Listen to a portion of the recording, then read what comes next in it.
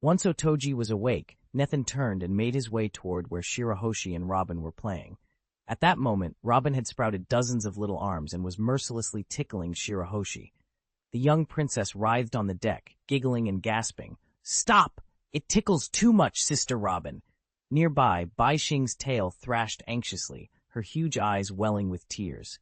With a mischievous grin, Robin withdrew her arms just as Nethan arrived.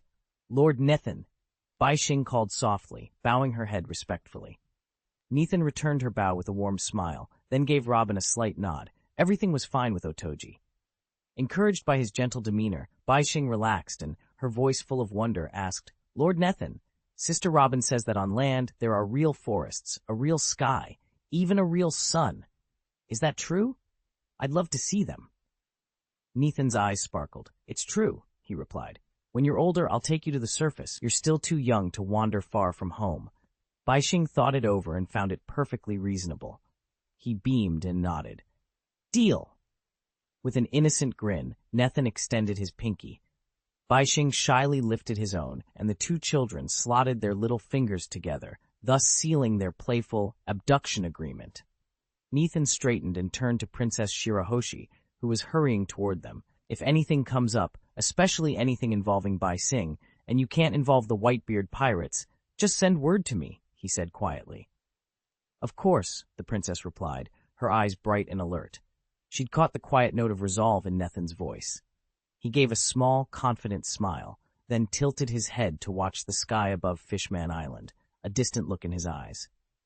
"We set sail again soon," he murmured. "Our destination is the second half of the Grand Line, into the New World." With their farewells exchanged, Nethan and Robin left Ryugu Castle and made their way down the winding docks toward the ship that would carry them onward. Nethan watched from the deck as the Fishman Island guards and Lafitte's crew worked together to launch their ship toward the island's exit. In most ports, wrapping a vessel in protective bubbles would be prohibitively expensive, but here on Fishman Island, huge bubble generators do the job in seconds. A single, transparent hull of air now enveloped the ship, insulating it against water pressure and sea currents as it slid off the dock. Slowly, the bubble-coated vessel departed, sinking beneath the waves to follow the seafloor's twisting contours. Controlling the ship with his devil fruit power allowed Nethan to keep it firmly on course, but it drained him with every surge of strength. He knew the next destination was the New World, a realm of untold dangers where even a moment's fatigue could prove fatal. Conserving his energy would be vital for whatever lay ahead. 15 years have passed since the dawn of the great pirate era.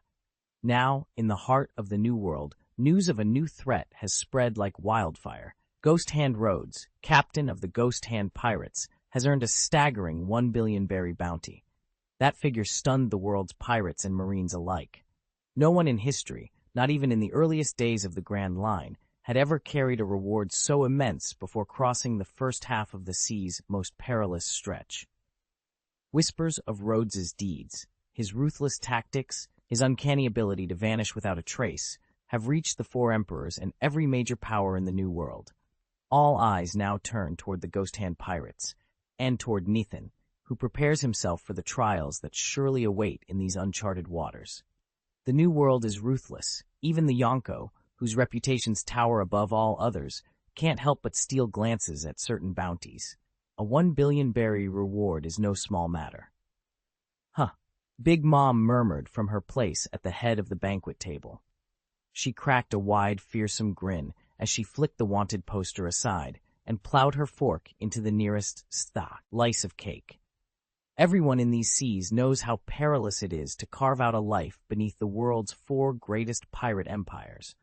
A pirate strong enough to earn a 1 billion berry bounty in the first place can't simply skulk around in the Emperor's shadows. Such a mark practically dares the Yonko to come after him. But Big Mom, one of those 4 emperors, had weathered endless challenges. Most challengers never even glimpsed her face. They fell at the hands of her fearsome generals long before reaching her throne. She'd seen countless corpses pile up under those monstrous lieutenants, and her own pride as an emperor was absolute. Still, that bounty belonged to a name she'd never forgotten, Nethan, the upstart pirate who'd stormed through the East Blue, terrified the Grand Line, and now sported a 1 billion berry price tag. The news of his exploits had even reached Totoland's farthest corners. Big Mom took another bite of cake, the plate clattering as she set her fork down. "Nethan," she whispered to herself, lips stained with frosting. "You really think you can provoke me?" A faint stir ran through the assembled pirates. If any of Big Mom's underlings dared to voice the Emperor's unspoken question, "Who is stronger, Big Mom or that kid?" they didn't voice it aloud. They simply watched, wondering how long it would be before this challenge turned into another legendary clash between Nethan and one of the four emperors. They never feared latecomers. From their lofty thrones, the four emperors simply watched as one challenger after another rushed in with all their might, only to be cut down and discarded. Even when the bounty climbed into the billions of berries, Kaido of the Beasts barely glanced at it. Lifting a goblet of wine, he scoffed, tossed the proclamation aside, and challenged, "If you've got the guts, come claim it yourself."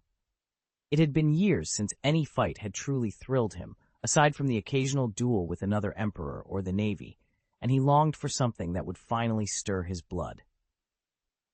Meanwhile, on the coast aboard the Moby Dick, red-haired Shanks stood holding Nethan's wanted poster.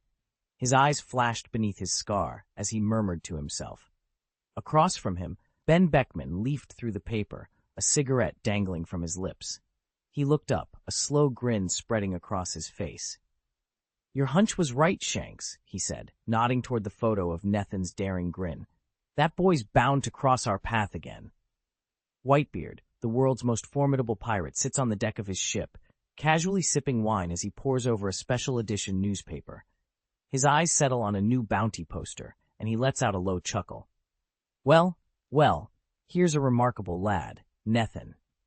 The face on the page is unfamiliar, yet for a moment it reminds him of Rhodes, though that impression quickly fades. When that bulletin first hit the docks, everyone expected the Ghost Hand pirates, the notorious pirate hunters, to be crushed by an outraged navy. Instead, they've exploded in strength almost overnight, rising to a level that even Whitebeard can't ignore. Marco, commander of the 1st Division, leans in beside him, curious. Below them, Diamond Joes, captain of the 3rd Division, grins up and warns, "Better nobody provokes us. In these waters, everyone knows how that story ends." Marco gives a quiet laugh. Whitebeard casts a final glance at his two commanders, lifts his hand, and lets the newspaper and its hefty bounty drift into the waves below. Chapter 162, Sea King Class, Part 2.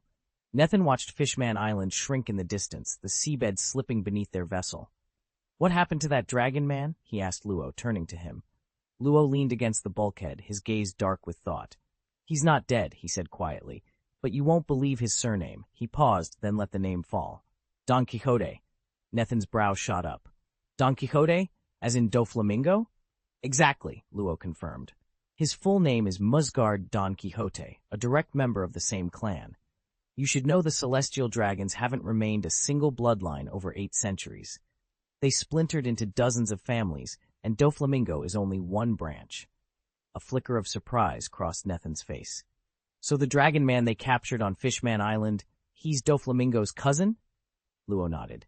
"Right. Doflamingo himself was born into the celestial dragons, but lost his privileges under scandalous circumstances. Yet he's never been powerless. His underworld network runs the black market from one end of the Grand Line to the other." Nethan fell silent, absorbing the shock of it. At last he murmured, "No wonder no one dares to challenge him." Luo offered a grim smile. "When even a disgraced celestial dragon casts a long shadow, most people think twice before opposing him." Nethan's might and influence paled in comparison to the 4 emperors, yet it was his clandestine trading network, spanning every shadowy corner of the world, that truly held sway. The secret of his power lay in his bloodline. Nethan was an original celestial dragon. Though he had long since lost the privileges of his birth, the lineage itself still carried unrivaled weight, opening doors no one else could even approach. And then there was his fellow celestial dragon, Don Quixote Doflamingo, keeper of the darkest secrets about the world nobles in the Holy Land, knowledge potent enough to upend governments. Luo understood at once what it meant to cross paths with an original celestial dragon. The moment he arrived in the new world, He knew his first challenge would be Doflamingo. He had assumed the Dark King was just another warlord of the sea, but after stepping aboard Nethin's flagship, the Rhodes, he was confronted with whispered intelligence and classified reports that revealed a far more dangerous figure. Doflamingo's reach was pervasive, his schemes woven into every major power. "You have my word," Nethin said coolly to Luo. "Everything we've agreed on will be carried out, no exceptions." He didn't concern himself with notions of justice or evil. He simply honored every promise he made. That was his code. Robin met Nethin's gaze, drew in a slow breath, and spoke quietly, "Thank you." The ship eased away from Fishman Island. Under Rhodes's steady hand at the wheel and Lafitte's deft sail management, they threaded the vessel through the cavernous tunnel at the base of the red soil continent. At last, the island's crimson cliffs slipped from view, and they broke into open water. As the hull climbed, the sea floor churned far below. A pale, serpentine eddy coiled across the darkness of the abyss. "Whirlpool current ahead, keep sharp," Lafitte warned. Rhodes's jaw tightened. He steered the ship upward, narrowly skirting the roiling vortex. Even with his considerable strength, resisting such raw ocean power was no small feat. This was the very bottom of the sea. Once clear of the whirlpool's pull, no further dangers slowed them. The ship rose smoothly toward the surface. Robin stepped into the open-air washing station to rinse away the salt and spray. Nethin followed her, splashing his face with cool water.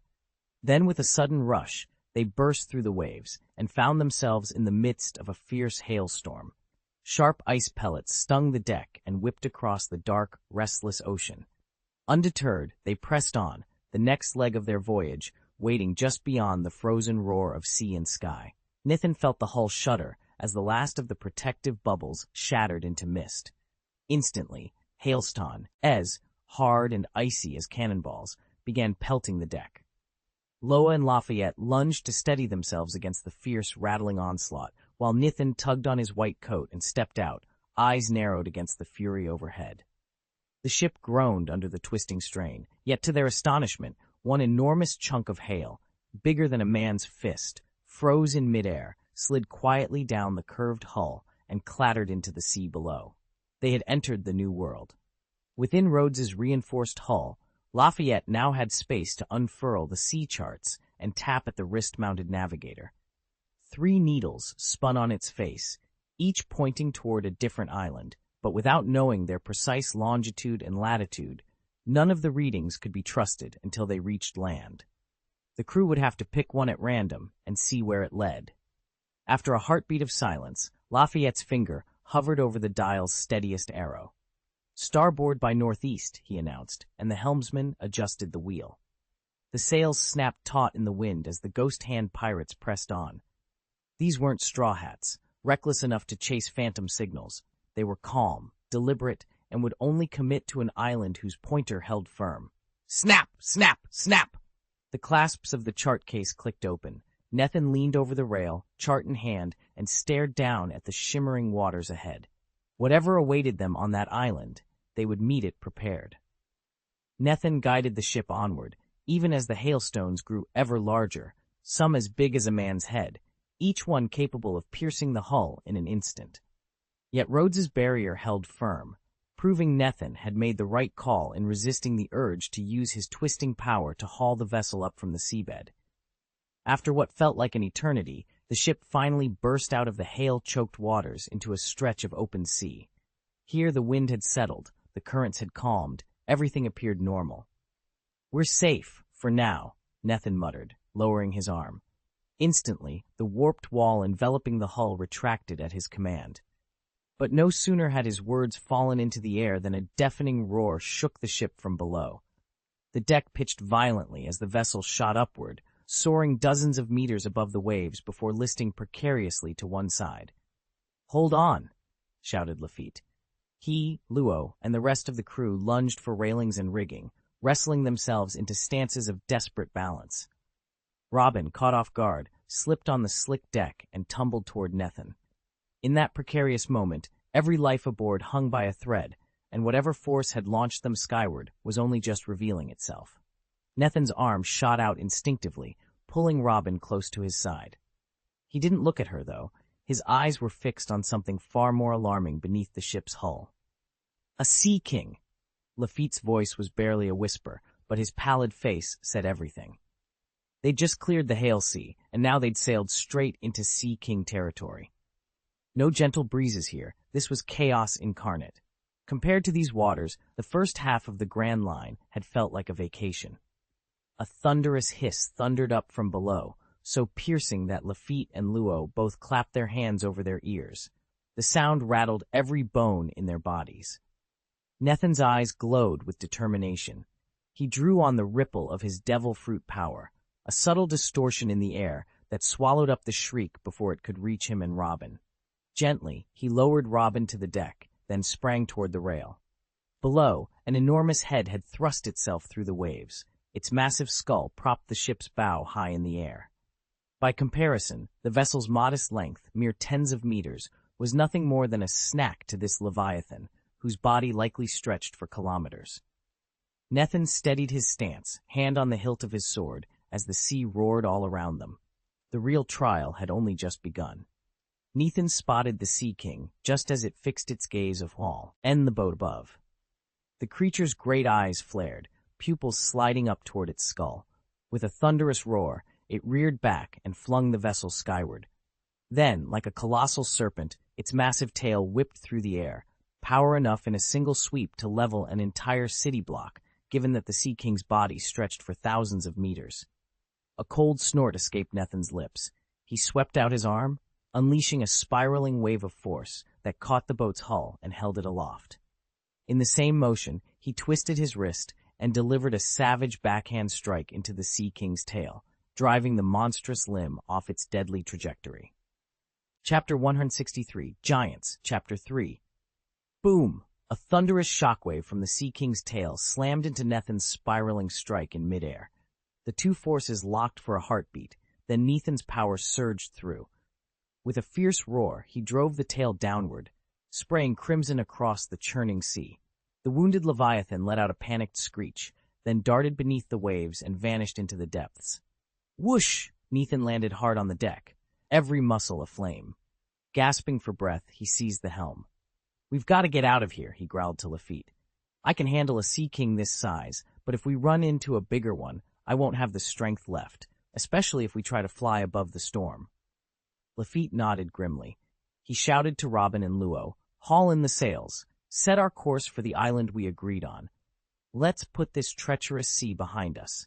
Within moments, the crew adjusted the rigging.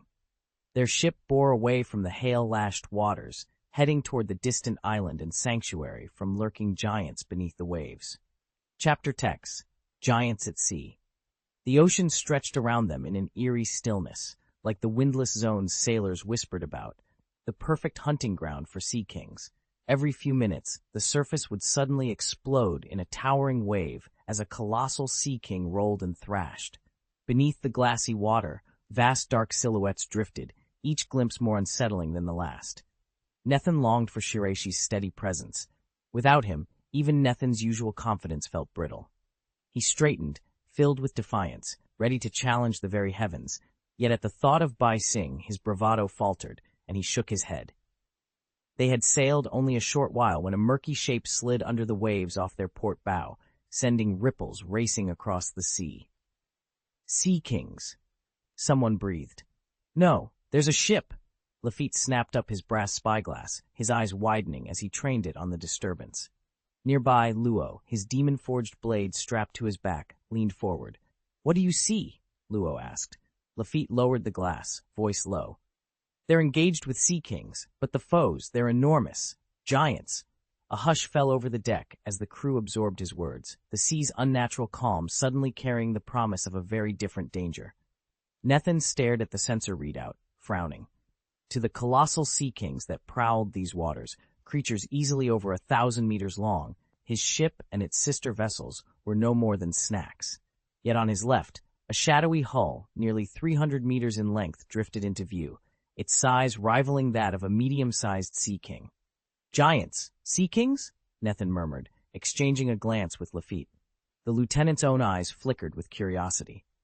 "Whatever it is," Nethin decided, "let's get closer and see what's going on." "Aye, Captain." Lafitte nodded and set a new course straight for the silhouette.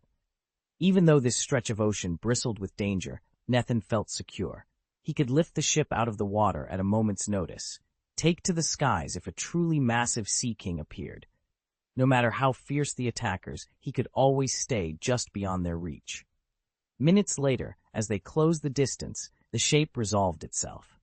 It wasn't another vessel at all, but a medium-sized sea king, roughly 300 to 400 meters long, locked in combat with 5 towering figures on the deck of a half-sunken ship. It looked as though those giants had blundered into forbidden waters and drawn the Sea King's wrath. Despite their size and strength, they were struggling. The Sea King drove them back with sweeping blows of its tail and snapping jaws. Nethan felt a surge of adrenaline.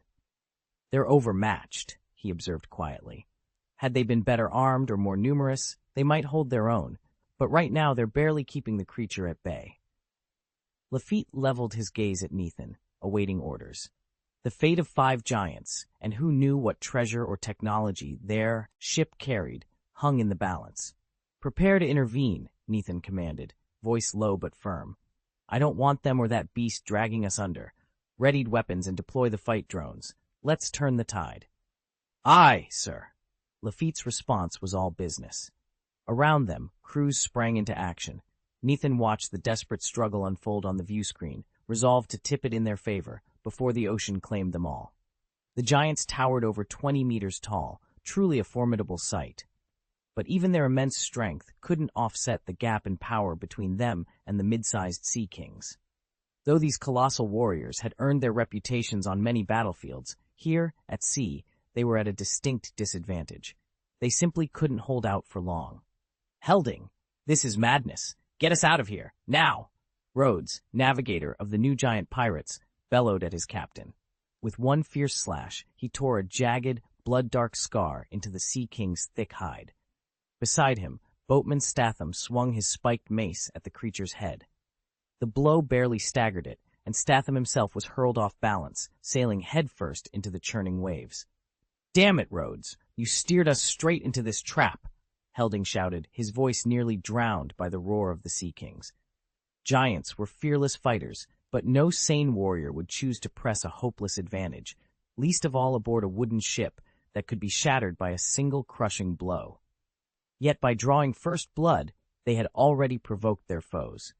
The Sea Kings surged forward in a furious throng, tails lashing at the hull, determined to shred the vessel, and all who sailed on it, before it could flee. Hierding let out a thunderous roar and swung his massive fist to intercept the Sea King's first tail. Among all the giants aboard, his strength was peerless, but even he strained under the impact of that colossal limb. No sooner had he shoved it aside than the creature lashed out with its second tail, smashing the deck of their warship in a shattering explosion of splintered wood and twisted iron. Alarm rippled through the ranks. If the hull gave way, the entire ship would sink, leaving them adrift in the open sea with no hope of rescue. The giants scrambled to reinforce the damaged timbers, but it was a race against time, and against the Sea King's brutal might.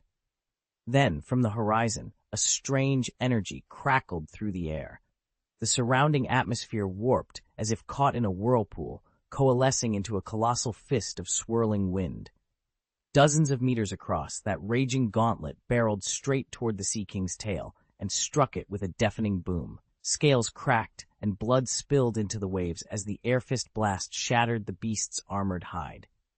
The Sea King reared back, its monstrous screech echoing over the water, rage and pain flaring in its every motion. Standing at the prow, Nethan, his cloak whipping in the wind, watched the monster falter, determination blazing in his eyes. The battle had just turned in their favor. Helding's struggles grew more desperate as the Sea King's other tail whipped around him, coiling him in its crushing grip.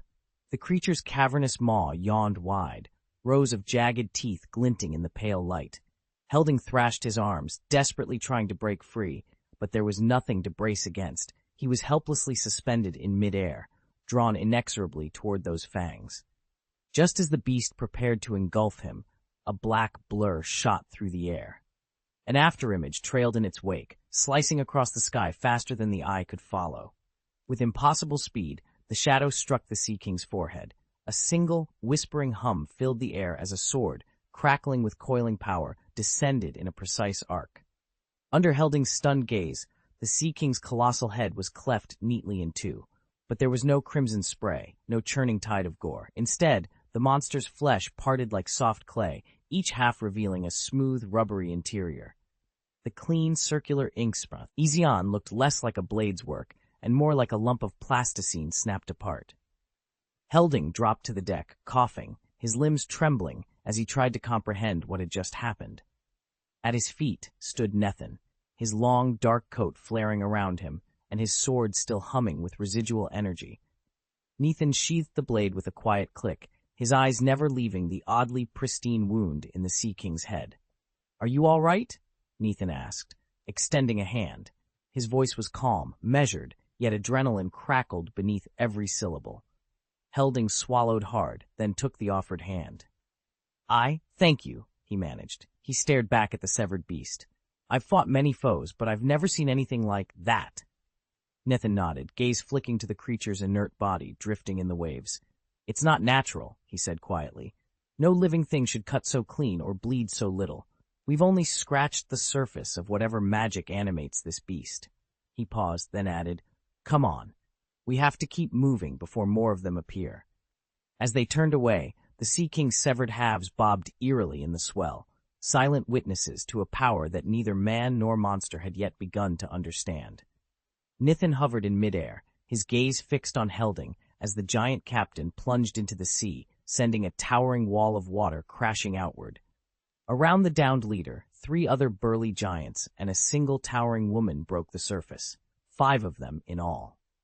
The female giant was especially striking.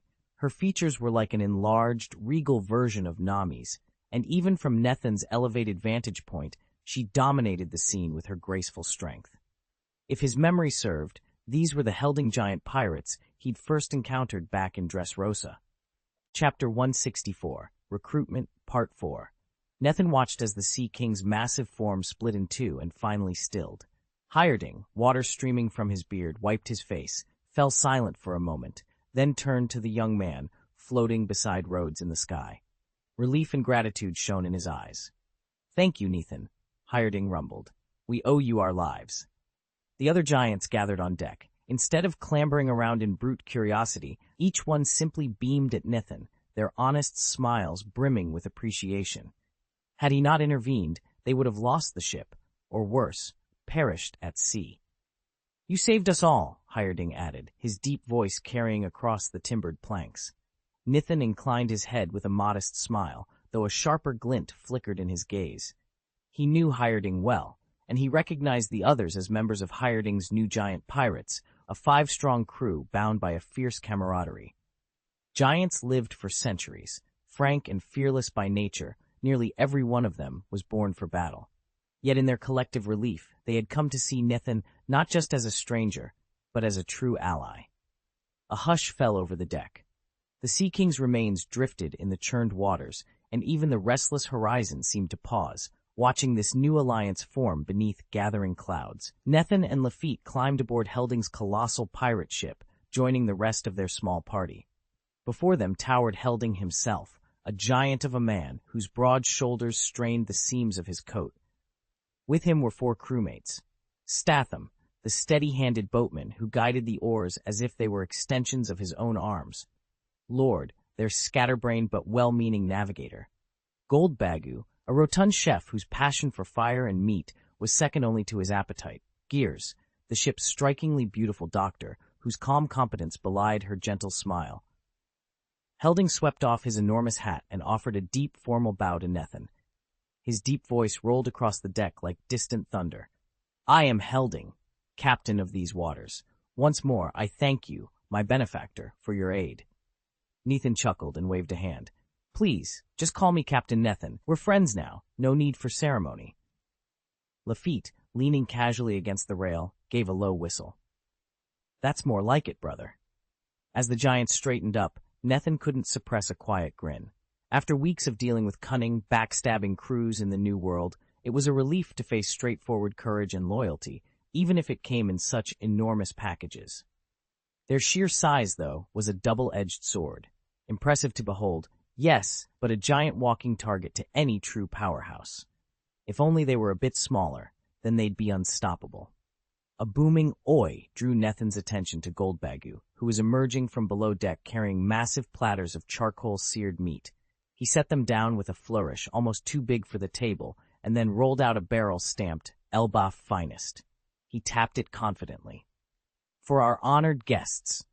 The aroma of grilled skewers was so mouth-watering that even the sea breeze seemed to carry it straight to Nethin's senses. The plates were colossal, and each skewer was nearly as long as a sword, but the rich spices and tender meat spoke for themselves. Nethin lifted a cup of deep red wine. He held it aloft in salute.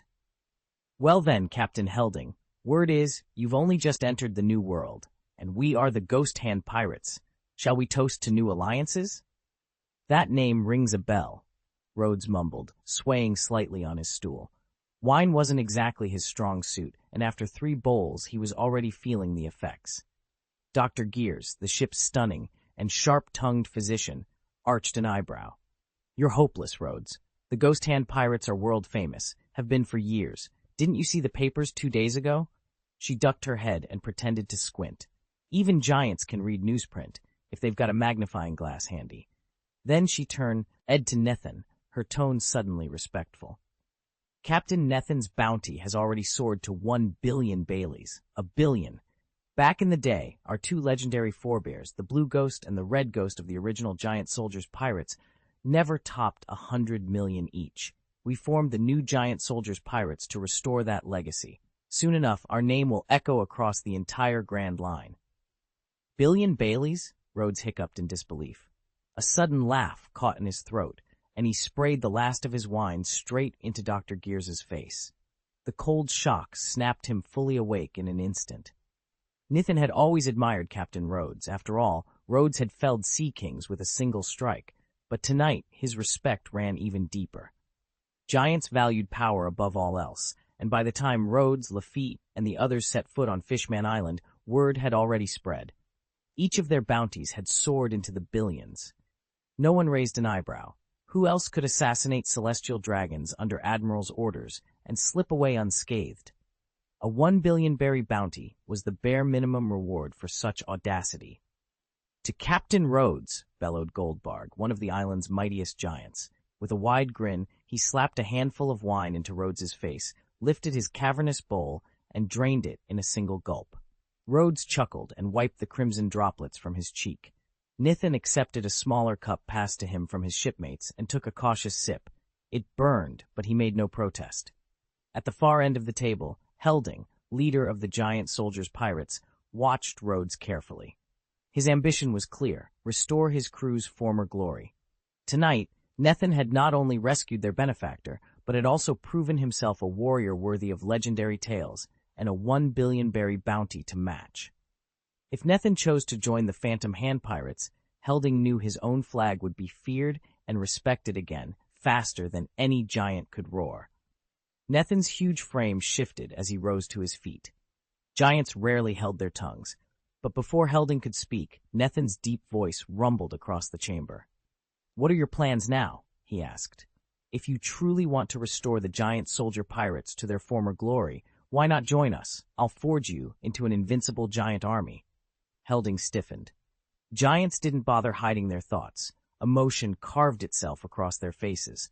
Among giants, there was no need for formalities or false pretenses. Directness was a sign of respect. By voicing exactly what Helding had been thinking, Nethin showed him how much he valued their strength. Giants prized power tempered by kindness. With both on the table, there was nothing left to debate. Not even Lafitte's famed persuasion could sway them now. Surprised by Nethin's unsolicited offer, yet thrilled by the opportunity, Helding lifted his wine bowl high. "I accept," he bellowed. "We may only be 5 right now, but we are the fiercest warriors Elbaf has ever seen. Soon, the world will learn our name." Geertz, Rhodes, and the others stared at him in awe, each lifting their wine cups. They mirrored Captain Helding's attitude completely. Rhodes's display of strength had utterly won them over. Nethin raised his own cup, a faint smile playing on his lips as he met their gazes. "Don't worry," he said softly, eyes gleaming. "Soon the world will know your names." With that, Rhodes drained his cup in one go. The fiery wine scorched its way down his throat, flooding him with warmth. Helding and the rest followed suit, swearing their loyalty on the spot. In that instant, they became official members of the Ghost Hand Pirates. "Since you're now under my command," Nethin continued, setting his cup aside, "there's something you ought to see." He slipped a hand into his coat pocket and drew out a small, oddly patterned fruit. Its surface was covered in swirling ridges, like countless grains of sand frozen in motion. "This," he announced, holding the fruit up for all to see, "is the Russell fruit, a natural devil fruit. I trust you understand its power and worth." Silence fell as the new crew members absorbed the sight of the mysterious fruit. Nethin let the Russell fruit rest on his open palm for a moment, then shifted his gaze from it to Captain Helding and the 5 giant pirates. The future of the Ghost Hand Pirates was about to be rewritten. Nethin stared at the lone devil fruit before him, its faint rustle promising untold power. He knew it was only a matter of time until even mightier fruits surfaced. Once 5 giants wielding devil fruit abilities stood side by side, these seas themselves would tremble beneath their strength. Chapter 165, The Giant of Sand, Part 5. Nethin held the strange, rust-colored fruit in his hand, and Helding and the others couldn't hide their astonishment. They hadn't expected their captain to be carrying a natural element devil fruit, much less to produce it so casually. Everyone in the crew knew how rare and how powerful such a treasure could be. Helding swallowed and spoke up, carefully choosing his words. "Captain, we've hardly done anything for you. You saved us, yet this fruit is too precious to be given so freely. Perhaps someone who needs its power more." Before he could finish, Rhodes cut in with a grin. "All 4 of us are capable fighters in our own right. Who ultimately claims this devil fruit can wait until later. The important thing is to put it to use as soon as possible. Letting it lie idle would be a tragedy." Nethin nodded and gently set the devil fruit down on the sand in front of them. Even without devil fruit abilities, giants commanded respect simply by their size. But granting a giant the power of the natural element, now that would create a true giant of sand, a living force of nature all its own. Chapter 7, Titans in the Making. Nethin stood at the edge of the sprawling parade ground, watching the Navy headquarters' giant vice admiral stride forward like a living fortress. Each step sent a low rumble through the cobblestones. Even veteran officers at flamenco-level rank, renowned for their endurance, could only brace themselves against that ton. For anyone below that tier, standing against this colossal enforcer was a near-suicidal prospect, and that was before you factored in hockey. Rumor had it these giants were mastering both armament hockey and observation hockey, abilities once thought the exclusive domain of the world's mightiest. A giant blessed with devil fruit power and steel-hardened hockey would be unstoppable on any battlefield. Rhodes, Nethin's closest advisor, leaned in beside their newest recruit, Helding, and let out a low whistle. "You see that? The Navy's gearing up to mold their own living weapons. Thunder giants, rustling giants, even metal giants, all enhanced by devil fruits and hockey." He tapped the side of his head emphatically. "If they pull it off, no pirate crew, no matter how fearsome, could stand a chance." Helding shifted uncomfortably, glancing at the battered wooden crate at his feet.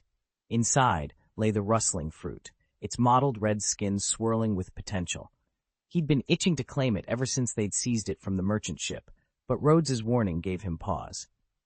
"By the way, Helding," Rhodes said quietly, "I don't recommend you eat that rustling fruit just yet. There's every chance a stronger devil fruit will surface soon, but it's your call." Helding hesitated, fingers brushing the crate's lid. "But this fruit," Rhodes cut him off gently. "Look, I've been down that road.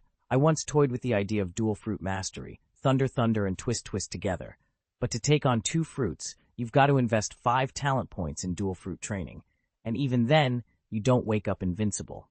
At best, thunder might push your speed up to Kizaru's level. In raw destructive force, it still wouldn't outdo your twisting power. Plus, every devil fruit ability needs time and sweat to mature.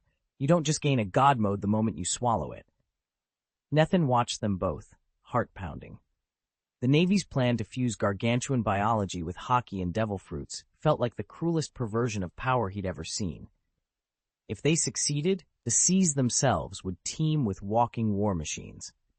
Yet as the sun dipped below the horizon, casting long shadows across the ground, Nethin realized they still had a chance to strike first.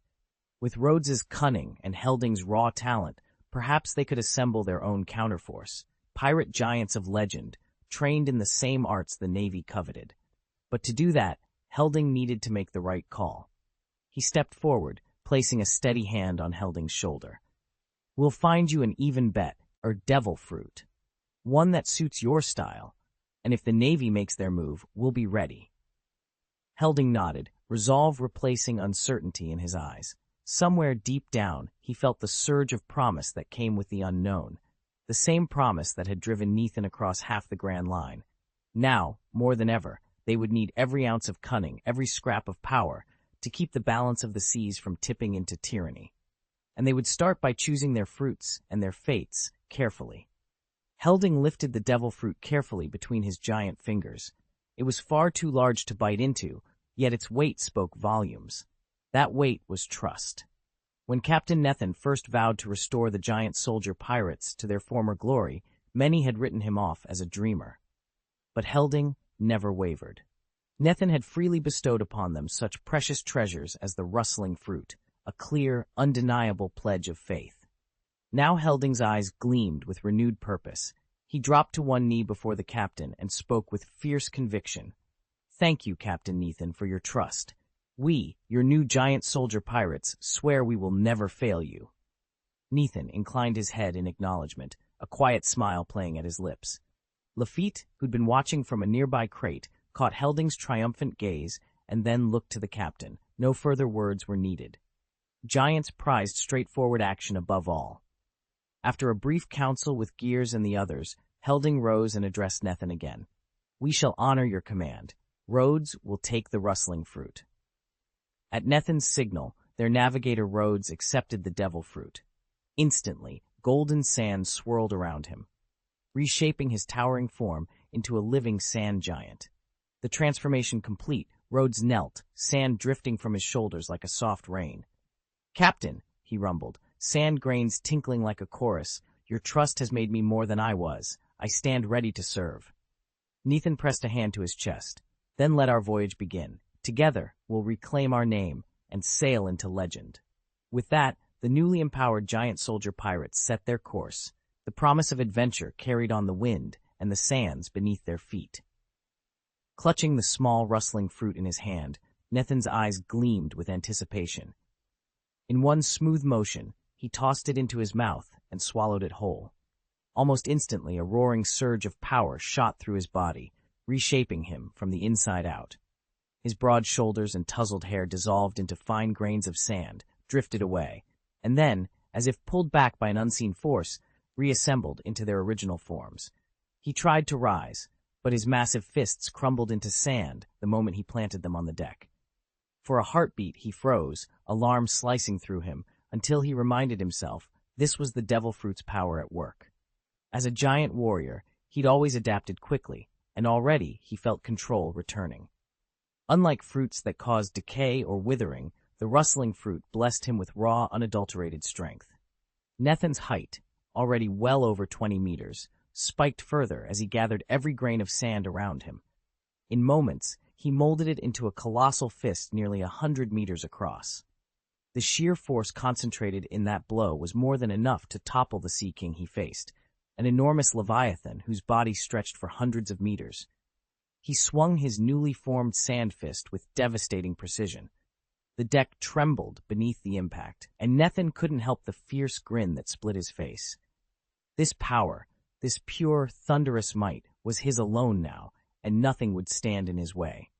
Nethin surveyed the ranks of giant soldier pirates gathered on the dock and cleared his throat. "All devil fruit powers are nullified whenever you're near Seastone," he began, "so keep that in mind. Your den mushies are active and ready. Treat them like lifelines. And don't lose your life cards. They're small, easy to misplace, but priceless in a pinch." The giants, each easily twice the height of a normal man, nodded solemnly. One of them, Helding, rapped his knuckles against his breastplate. Understood, Captain Nethan. If we see trouble, we'll call you at once. You won't need to worry about finding a snail that big, Nethan said with a wry smile. Our quartermaster somehow managed it. He paused, scanning their determined faces. Remember, stay sharp. If you're needed in battle, we move on my command. The giants cheered, fists pounding the decks. Nethan returned the salute and leaped back onto his ship's gangplank. As he did, both vessels slipped away from the Sea King-infested shoals into choppier waters.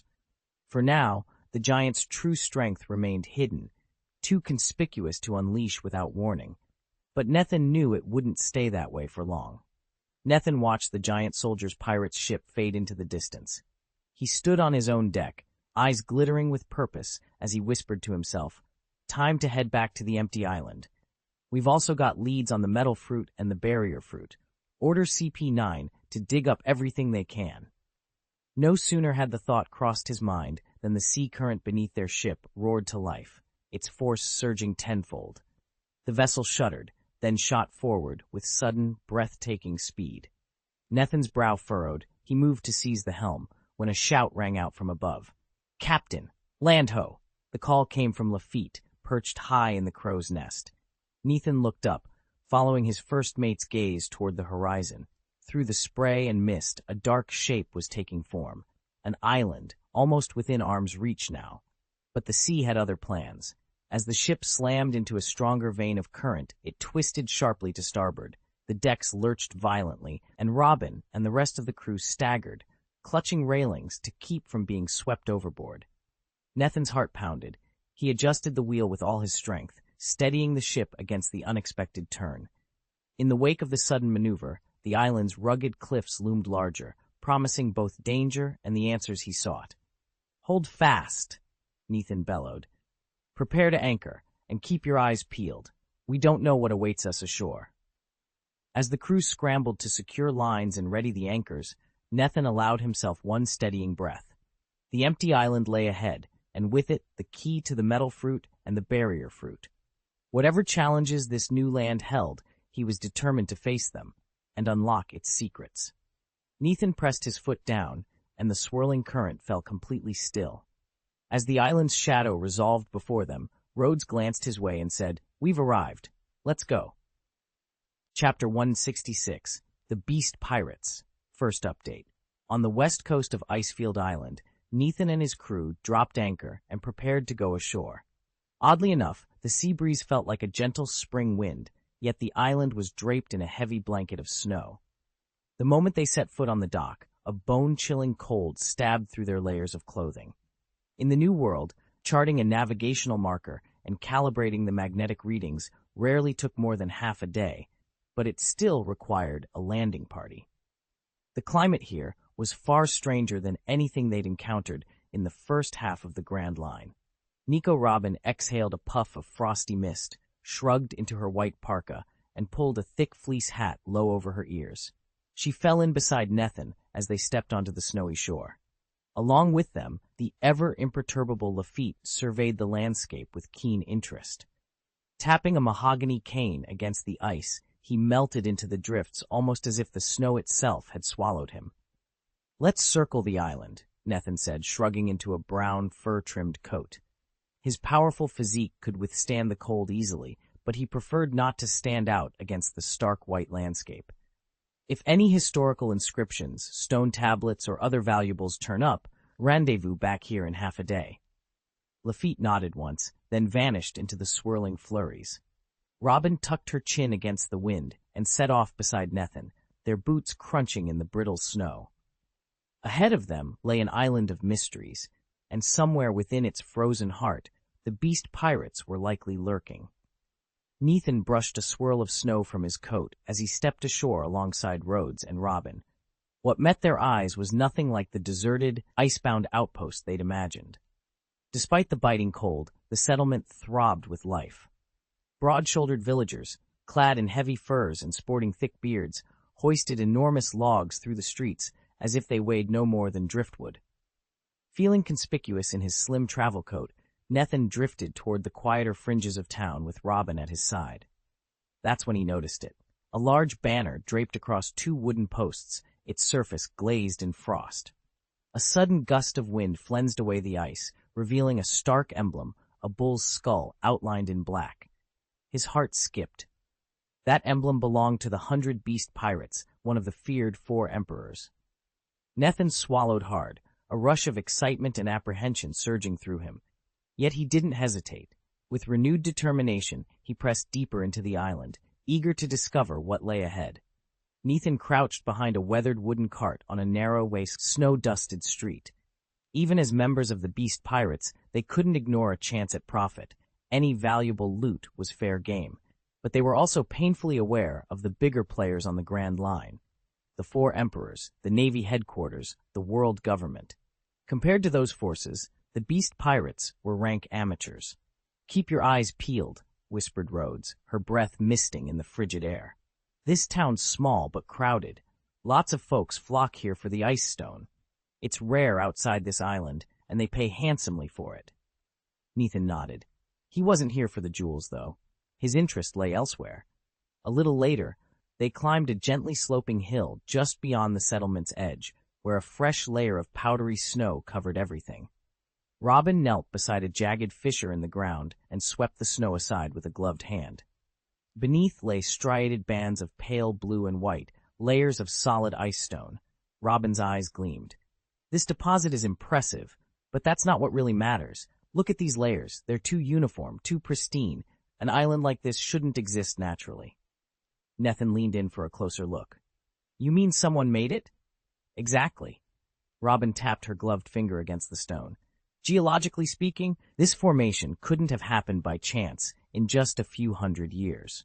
Some artificial force shaped the island's core, and that force is powerful." Nethan felt a thrill of excitement. He wasn't here for riches. Whatever had carved this island into existence, that was the true prize. With the wind howling around them, he exchanged a long look with Robin. Their hunt was about to begin. Nethan peered across the snow-blanketed island. Though it boasted just one small village on its coast, the land itself was surprisingly vast and far too large for any one man to scout alone. Robin was still weighing their options when the Den Mushi perched on the quarterdeck let out a sharp trill. Nethan snatched it up. On the other end, Lafitte's quiet voice crackled through. "Captain, I've found them." The Beast Pirate's eyes narrowed. Nethan's eyes. "Where?" Lafitte, concealed under a fold of white cloak that blended perfectly with the drifts, answered easily through his snail. "Off the eastern harbor." "Understood." Nethan clicked the snail shut and straightened.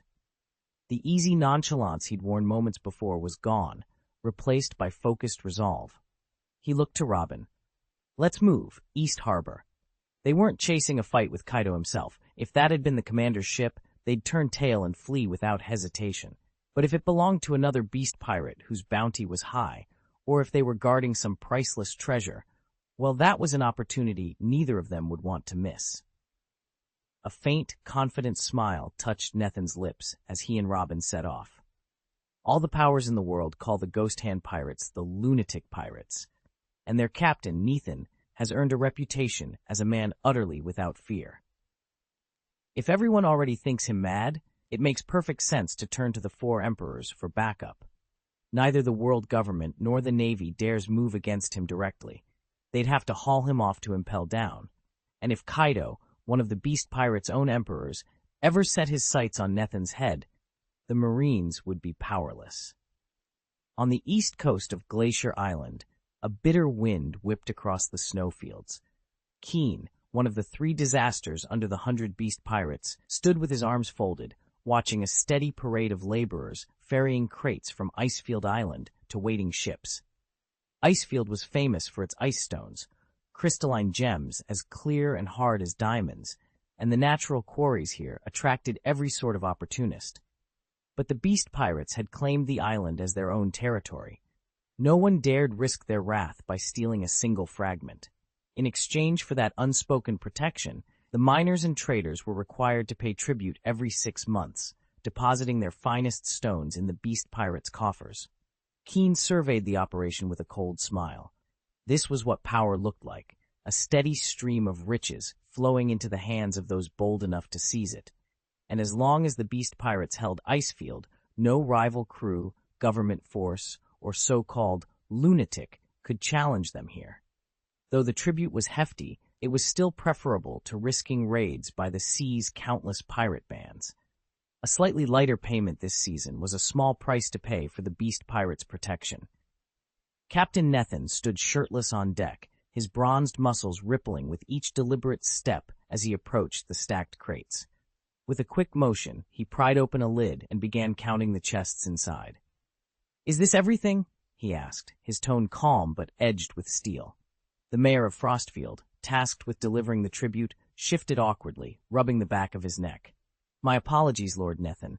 Sales have been poor lately. The harvest was smaller than we anticipated." Nethan's brow furrowed. He tapped the crates with a single finger. "Spare me the excuses. I know your situation, but if you've held back even a fraction of what you owe, you'll pay far more dearly." The mayor's eyes widened. He bowed his head so low his forehead nearly touched the deck. "I swear, Captain, there is nothing more. We value your protection above all." In these waters, no pirate force was as feared or as unstoppable as the beast pirates. Their captain, Kaido of the 100 Beasts, was legendary, the so-called immortal madman, a warrior whom no blade could fell. Nethan leaned back and listened as his companion outlined the danger. "Think about it. If you cross Whitebeard or red-haired Shanks, you can duck out of sight for a while, and they'll eventually drop the chase. But Kaido is a different beast. Even if you hold up inside Navy headquarters, he'd still smash right through the gates like a maniac. Look at his record.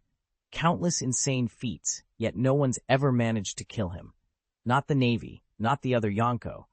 In fact, among the 4 emperors, Kaido is the one you absolutely don't want to provoke. That's what every major power on the seas says about him and his beast pirates." Chapter 67, Fearless, Part 2. As Keen and his men advanced to collect tribute from Icefield Town, 2 figures watched from the shadows not far away. Rhodes and Robin stood hidden where the light itself seemed to warp around them, allowing them to close the distance to within 100 meters without anyone noticing. Robin's eyes narrowed. Before them stood the so-called Silver Ape, Keen, one of the beast pirates' higher-ups, sporting a 350 million berry bounty. The man towered over everyone else, easily over 3 meters tall, his presence both intimidating and awe-inspiring. "Remember," Robin whispered to Rhodes, "any crew under the 4 emperors is divided into 3 tiers. At the top, you have the senior officers. In Whitebeard's crew, they're the top captains. In the Beast Pirates, they're the disasters. And in Big Mom's crew, they're the 4 generals. Those guys each carry bounties north of 800 million berries." Rhodes gave a tense nod. "Beneath them are ordinary officers," Robin continued. "Their bounties usually range from 200 to 600 million.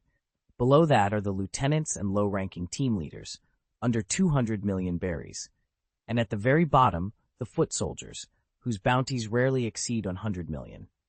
He paused, letting the weight of those numbers sink in. Even the lowest-paid members were officially recognized as part of a 4 emperors' crew, a fact that underlined just how dangerous Keen and his compatriots truly were. Silently, the 2 observers shifted their stance, preparing themselves for whatever would come next.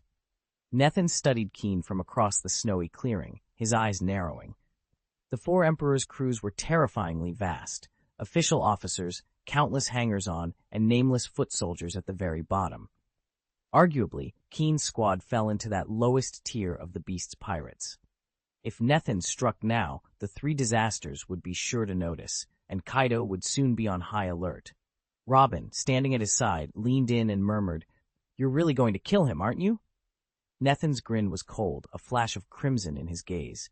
"After we killed those celestial dragons, the whole world already thinks we're insane. Let's give them more reason to fear us." He glanced back at Keen. 350 million berries on his head, and he hasn't even scored a first blood at that level yet. With that, Nethan planted his feet in the snow, then launched himself forward in a single, perfect arc. In an instant, he was soaring through the air, headed straight for Keen and his unsuspecting men. Nethan drew his right hand into a tight fist, the energy of his twist devil fruit coiling around him like a living thing. A faint, spiraling halo, almost too transparent to see, swirled at his knuckles. Then, with a single downward strike, he unleashed it. Unlike the shock fruit, which sends its force cascading in a broad wave, the twist fruit hawns that power into a narrow, spiraling column of chaos. If the split fruit ever awakened, its attack might unfold as a straight, razor-sharp line. Whum! The blow ripped through the air, scorching it as though the atmosphere itself had been seared by molten flame. Directly below, the notorious silver ape of the beast pirates, Keen, 350 million berries on his head, sensed the danger at the last moment. He braced himself as Nethan's fist bore down. With a mighty roar, the silver fur on his back bristled, zone powers surging to the surface. In an instant, Keen transformed into a towering silverback gorilla, muscles rippling beneath steel-colored fur, ready to meet the assault head-on. Nethan let out a thunderous roar as he crossed his arms before him, channeling every ounce of his armament hockey into an unyielding barrier. Keen's twisted fist thundered against Nethan's forearms, rattling the air with the impact. For 2 heartbeats, the two clashed in perfect equilibrium. Then, suddenly, Keen's simian features strained, blue veins pulsing at his temples under the immense pressure. With a deafening crack, the frozen ground beneath Keen shattered. Zing the opening, Nethan drove his fist through the gap in Keen's guard and smashed the pirate into the ice below. The force of the blow sent shards of frost and snow spiraling outward in all directions. These were no ordinary thugs, members of the Beast Pirates, each carrying a 350 million berry bounty in the New World. Yet even they, fearsome as they were, could not stand against Nethan's current might. His strength now rivaled that of the 3 disaster generals themselves, who among them might best him remain to be seen in the heat of battle. As Keen lay crumpled in the broken ice, the assembled pirates and Icefield natives recoiled in shock, stumbling backward to give Nethan a wide berth.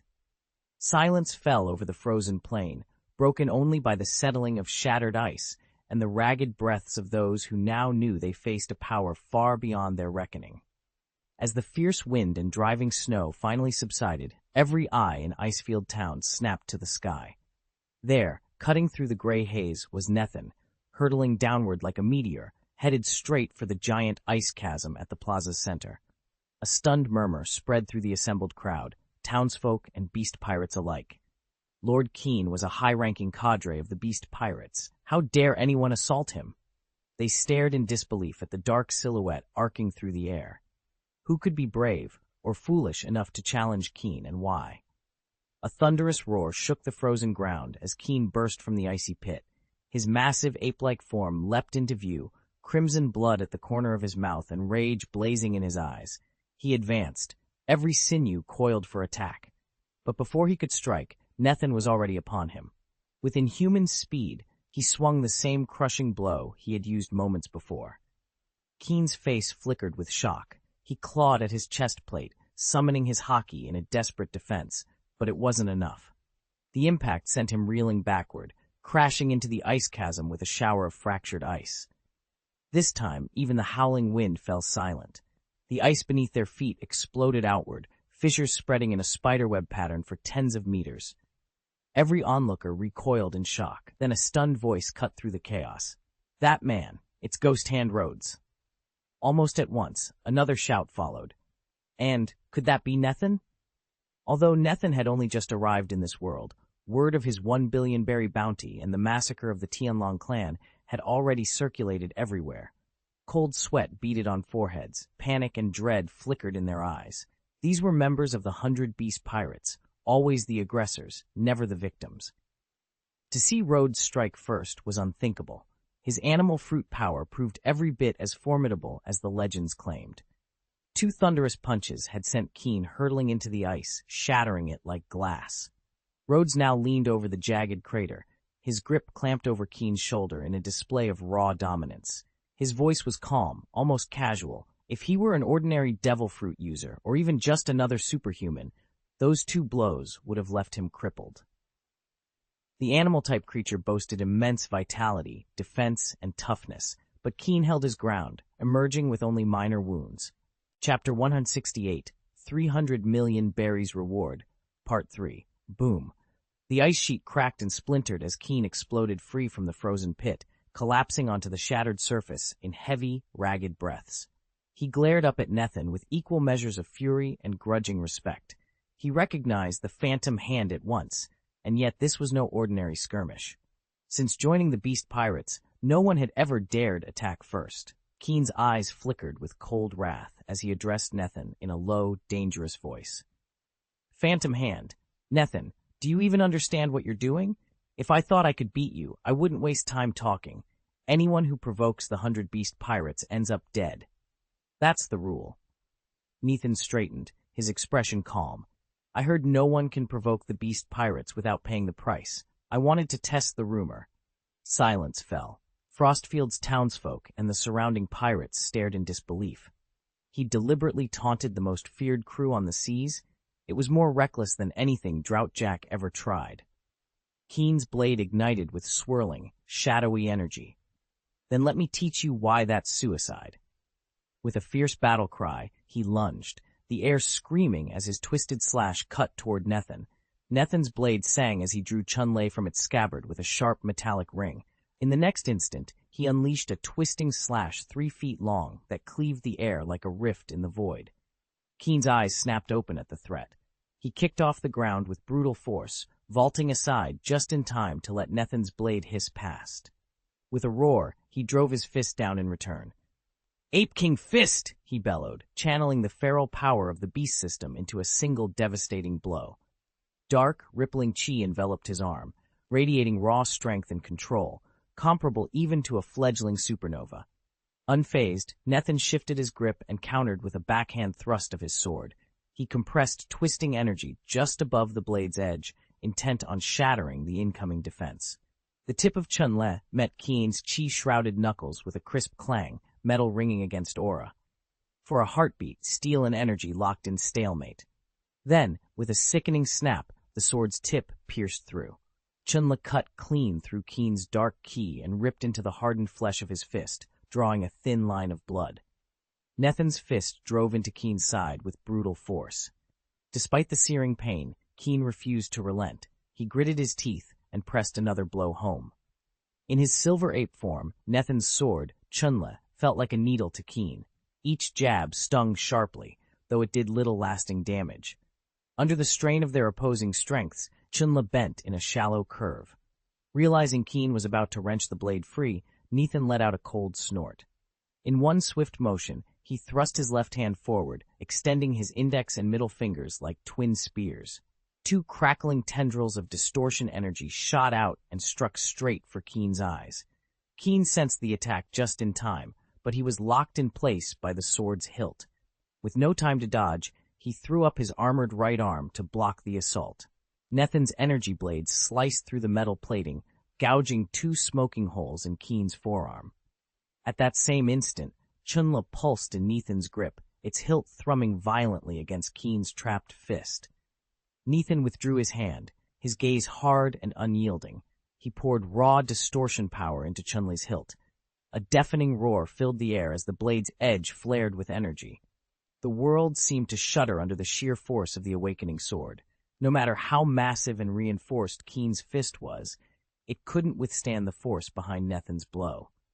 With a white-hot crack, the hardened metal armor exploded from the inside out. A thunderous silence fell over the 100 Beast Pirates as they stared in disbelief.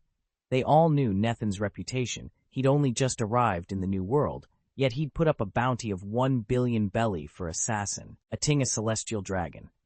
But even that staggering sum was eclipsed by the prize on Keen's head, 350 million belli for the Beast Pirates' infamous cadre, a veteran who had carved his name into the New World over 10 brutal years. And now, in barely a heartbeat, Keen lay defeated. A wave of terror rippled through the onlookers. How had this rookie done the impossible? Seething with pain and fury, Keen reared back and lashed out with a kick, only to have Nethan block it effortlessly. Under Nethan's counterstrike, Keen was launched like a cannonball, rocketing across the chamber until he slammed into the far ice wall. Frost and shards of ice exploded outward, and the collision forced Keen's silver ape transformation to shatter. He collapsed, groaning, as his massive beast form melted away into his humanoid shape. For the first time since the fight began, Nethan stood alone, unscathed, and utterly victorious. Nathan advanced with steady steps, jaw clenched, his face stripped of fear and lit instead by a feral determination. Crazy, arrogant fool, he thought. Lord Kaido won't let you get away with this. He'd seen too many lawless supernovas convinced that taking half the sea meant owning it, only to fall beneath the immovable rule of the four emperors. Even someone as formidable as Nathan, gifted though he was, paled against Emperor Kaido's might. The price for such hubris would be steep, and he wouldn't miss the show. He spoke in a calm, low voice. Finish him. In the next heartbeat, his blade slashed through the air and buried itself in Keen's throat. A cold, mechanical chime then echoed inside Nathan's mind. System notification, bounty claimed, 350,000 berries. Target, Silver Ape. Keen mission status complete. Rewards, 100 talent proficiency, plus 1 free talent point. With that final point, Nathan's free talent pool rose to 3. His mastery of the twisted space fruit inched ever closer to level 600. Silence reclaimed the winter air, broken only by the mournful whistle of the wind. Keen is dead, slain by Rhodes. Neither the townsfolk of Icefield Town nor the members of the 100 Beast Pirates ever imagined it could come to this. They'd heard rumors of the ghost pirates, but never dreamed they'd dare to flout Emperor Kaido's name and shoot one of their own so brazenly. It was madness, pure insanity. Just thinking about how Kaido would react sent a cold shiver through them all. At the center of the carnage stood Nathan, his face unreadable, as if he didn't even realize what he'd done. Watching him so serenely amid the bloodshed made every beast pirate's jaw clench with rage and fear. None of them had witnessed Kaido's fury firsthand, but they'd heard enough stories to know it was hell on earth. Cross him once, and he'd put you down without a second thought. Nathan's lips curved into a faint, almost mocking smile. Quite the captain's move, don't you think? From the swirling snow a short distance away, Lafitte appeared, Robin at his side. Lafitte's grin was all teeth and shadows, sinister, confident. He didn't flinch at the sight of fallen beast pirate officers. In fact, he seemed to relish it. Once, the very name of the four emperors would have sent lesser crews running. But the ghost pirates had already bested a navy admiral twice over. Now they felt unstoppable. Four emperors? Please. What were they except targets waiting to be conquered? Could you please provide the full chapter text you'd like me to rewrite? Once I have the complete passage, I'll polish it into smooth, idiomatic English and rename Ross to Nathan as requested. Chapter 169, Full Physical Conditioning, Part 4. Nathan swept through the remaining ranks of the beast pirates, dispatching every wanted man himself and leaving only a handful of the toughest crew members alive to spar with Lafitte and Robin. Even though his comrades could have handled them, Nathan insisted on delivering the final blow. When the skirmish ended, he tallied his rewards. 20 proficiency points he'd earned earlier, plus the 100 points granted by Keen, 120 talent proficiency points in total. It was a staggering windfall. Unfortunately, the beast pirate's ship contained no legendary blades, no devil fruits, nothing of real value. Nathan had hoped to find one of the rare fruits he still needed, but his luck clearly ran out on Icefield Island. With the last pirate subdued, the recording compass's magnetic energy reached full capacity. Nathan, Lafitte, and Robin returned to their ship and set sail, leaving the frozen island behind. Once aboard, Nathan retreated to his cabin and summoned the talent system interface. Staring at the 100 unspent proficiency points blinking on the screen, he hesitated only a moment before clenching his fists and directing every point into physical enhancement. Nathan watched as the golden light danced across his status interface, the bar for physical enhancement surging upward at an astonishing pace. 400 points, 420, 440, and finally, 500. Maxed out. His revised attributes now read Agility Enhancement, 260, Peak, Physical Enhancement, 500, Maximum, Spiritual Power, 0, Basic, Durability, 50, Intermediate. The instant the panel refreshed, a roaring heat flooded Nathan's body, wrapping him in a sensation like a molten spring. Every fiber of his being seemed to pulse with renewed vigor.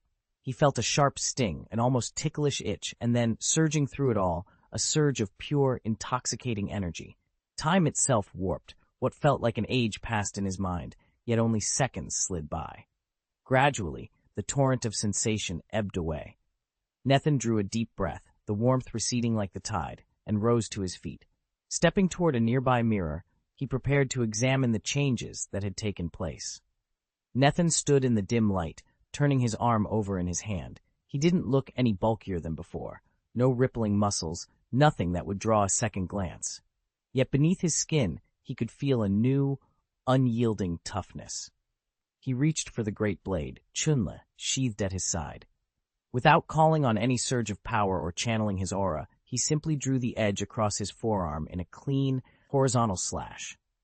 The steel was impossibly sharp, but against his own flesh it left nothing more than a faint, whitish line, not a drop of blood. The cut didn't even break the surface. Satisfied, Nethan moved to the weapons rack along the wall. He lifted a musket, an old, weathered piece, and leveled it at his open palm. When he pulled the trigger, the shot rang out in the silence. The bullet struck his palm with a dull clink and flew away, leaving no bruise, no ding, no mark of any kind. He flexed his fingers, astonished. His skin wasn't as hard as steel, but felt more like a layer of reinforced rubber, soft enough to move freely, tough enough to shrug off blades and bullets alike. Ordinary hellstone rounds, the kind carried by every foot soldier, simply bounced harmlessly away. Even finely tempered swords would be no more dangerous than wooden practice blades. Standing alone in that quiet armory, Nethan finally understood the full extent of his transformation. He had become something far beyond a mere warrior's expectation. And with that realization came a single, thrilling question. How would he wield this newfound invulnerability in the battles to come? This wasn't an ability granted by a devil fruit, but rather a purely natural defensive trait, an offshoot of Nethan's own constitution. As he silently gauged the true limits of his physique, the system's voice chimed in his mind. Host's Fizz. Icon enhancement has reached its maximum value. Full value bonus unlocked. All physical fitness branch talents receive an additional 50 proficiency points. A slow smile crept across Nethan's face. Of course, a core talent maxing out always came with extra rewards. He brought up the talent system interface and studied the refreshed numbers. Agility enhancement, 260, superior. Physical enhancement, 500, maximum. Spirituality enhancement, 0, basic. Toughness enhancement, 150, advanced. The subskill, Spiritual Heart, under Agility enhancement remained unchanged, but Tenacity under Physical enhancement had leapt an extra 50 points, vaulting it straight into the advanced tier. Nethan closed the interface, pride swelling in his chest. His body had just taken a remarkable step forward. At that moment, Nethan felt a surge of heat race through his veins, sending his strength and recovery rate soaring. He recalled his very first encounter with an admiral, how, facing even one of those titans, he'd barely managed to hold on and slip away. And during the 3-day chase through the Devil's Triangle, with Aokiji and Akainu hunting him side by side, he had truly been pushed to the brink. Yet that ordeal had been nothing more than a fighting retreat, not an all-out battle. Just think back to when Aokiji and Akainu themselves clashed over the fleet admiral's seat on Punk Hazard. It took them 10 days and 10 nights to determine a victor. That alone illustrates the legendary endurance admirals possess. Now, with this new power-up, Nethan's physical prowess matched theirs for the first time. He regretted that he hadn't activated any of the other branches in the physical enhancement tree yet, but the reward menu made it clear. Unlocking every branch would automatically grant plus 50 to each attribute. 3 talent proficiency points remained. Nethan stared at them for a long moment, weighing the possibilities. Then, with a quiet shake of his head, he chose to save them for later. Nethan's physical strength was already maxed out, and further investment in his stamina branch would yield only marginal gains, especially when activating distorted space demanded far more talent points than he had left. He'd just poured a full 100 proficiency points into strength to hit its cap, so when he saw 20 unspent points lingering on his screen, he didn't hesitate. All of them went straight into Twisted Fruit. His status panel flickered as the numbers shifted. Gunshots, 50. Melee combat, 100 Twisted Fruit, 530 Navy. 6 Shave, Navy 6 forms paper painting 0. Moon Step of the 6th form, Domineering, 100, Armored Domineering 50. With Twisted Fruit proficiency now at 530, Nethan could literally feel the warp energy coiling beneath his skin. If he squared off against Keen again and unleashed 2 full-strength punches, the damage would be devastating. He was closing in on Admiral level, the Navy's very peak, where speed, power, endurance, and sheer presence all converge under the limits of human potential. And with each passing moment, Nethan could sense just how close he'd come to cracking that summit. Rhodes leaned back, swirling the last dregs of his tea as he explained the power hierarchy. Aside from the admirals, there are only the 3 calamities and 4 individuals who either hold general's rank or stand on its threshold. Each of them is either just below a general in every metric or has achieved general-level mastery in 1 or 2 areas while lagging in the rest. Such figures can clash with an admiral, but winning is almost out of the question. Take Nethan, for example. When we talk about strength, we mean raw physical power. His torsion force still falls short of a general's. In speed, endurance, and control, he's edging close. Apart from a few glaring weaknesses, he already ranks near general level. The moment 1 or 2 of his attributes match an admiral's, he'll stand a real chance against them. When all his abilities reach that benchmark, he'll wield true admiral-class might. And then there are the our emperors, Rhodes continued, voice low. I'm convinced each of them has fully reached general level across every aspect, and one among them even surpasses the rest. For example, Whitebeard's raw power eclipses that of any admiral, while red-haired Shanks outmatches both the admirals and even Kaido in terms of speed, presence, and sheer physicality. Today, in Nethan's presence, the true meaning of strength in this world became unmistakably clear. Chapter 17, CP9 and CP0, Part 5. Far out at sea, the Beast Pirates' flagship drifted under a cloudless sky.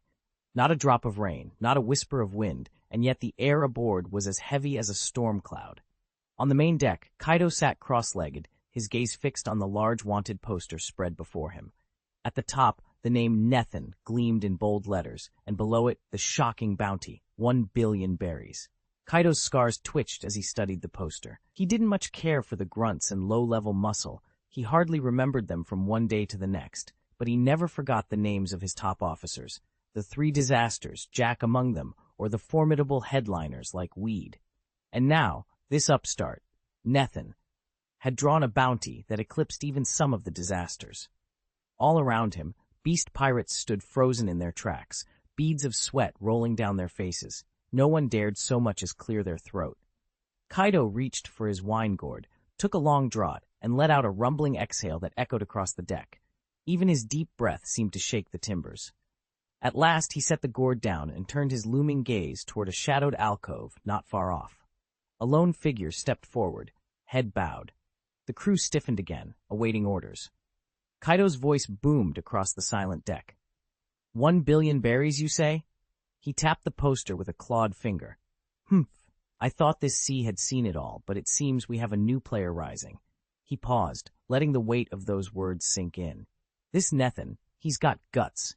He's carved out a name strong enough to threaten the Big Mom pirates and draw marine attention, yet somehow he slipped right under my nose. He leaned forward, eyes gleaming with amusement and curiosity. Find me everything on him, his devil fruit, his crew, his allies, and especially this CP9 and CP0 business. If the world government's top operatives are involved, then Nethan's no ordinary pirate. He's playing in the Empire's backyard, and Kaido the Beast will not be outdone. Silence fell once more as his words reverberated. The crew dared not move, knowing that beneath Kaido's casual tone lay a promise of retribution or an invitation to chaos. In that moment, the entire ship held its breath, caught between the winds of war and the calm before the storm. A low, hollow voice rumbled, laced with murderous intent. He dared to provoke us? Even a rookie worth 1 billion belly will end up buried on the seafloor. Lord Kaido, release him. He's the face of the Beast Pirates, one of the 3 calamities. Meanwhile, aboard the ship leaving Icefield Island, Nethan stepped out of the training chamber, took a quick shower, and made his way to the upper deck. He flopped into a reclining chair and called, "Robin?" Not far off, Robin sat perfectly still, engrossed in a thick book. Without warning, dozens of supple arms sprouted from Nethan's chair, kneading his shoulders with expert precision. Nethan sighed. "Since when did you get so lazy? He was about to lecture her on proper massage technique when a sudden buzz rang out from Robin's pocket. Instantly, the arms dissolved into fluttering petals. Robin snapped her book shut, pulled a den mushi from her dress, and opened it. A crackling voice came through. "This is Kaku." Robin cut in, her tone calm and measured. "Any new information?" Kaku's voice dropped to a whisper. "It's complicated, and we're still in danger. I'll keep it brief." Nethan's eyes narrowed. He rose without a word and joined Robin at her side, both of them silent as they waited for Kaku to continue. "We located a superhuman metal fruit," Kaku began, glancing around the room. "But by the time we found it, the celestial dragons had already taken possession. With no time to lose, I slipped aboard their ship under cover of darkness. We managed to steal the fruit and escape, but CP0 operatives were on board. They discovered us the moment we fled, and now they're hunting us." At Kaku's summary, Nethan and Robin exchanged a tense look. Kaku and his team had broken into the draconic vessel to prevent the metal fruit from reaching the Holy Land. They'd succeeded, only to find themselves pursued by the celestial dragon's personal CP0 guards. Now, with the prize in their possession, every step forward was a race against their relentless trackers. Nethan's voice crackled through the den of static.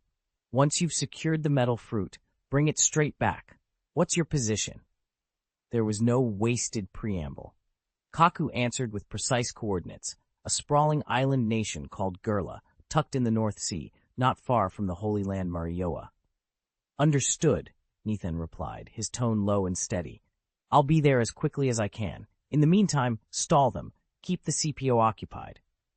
Kaku and the other CP9 agents exchanged relieved glances. Gurla was a large kingdom with plenty of nooks and crannies in which to hide, buying precious time against CP0's elite operatives. With Nethan en route, they'd have a real shot at slipping away with the metal fruit. Without him, well, they'd be on their own against the world government's deadliest intelligence unit. "Leave it to us," Kaku said. As soon as Nethan squared his shoulders and ended the transmission, they set about putting their plan into motion, knowing that at any moment the hunters of CP0 could close in. But they had one assurance: Nethan would make good on his promise.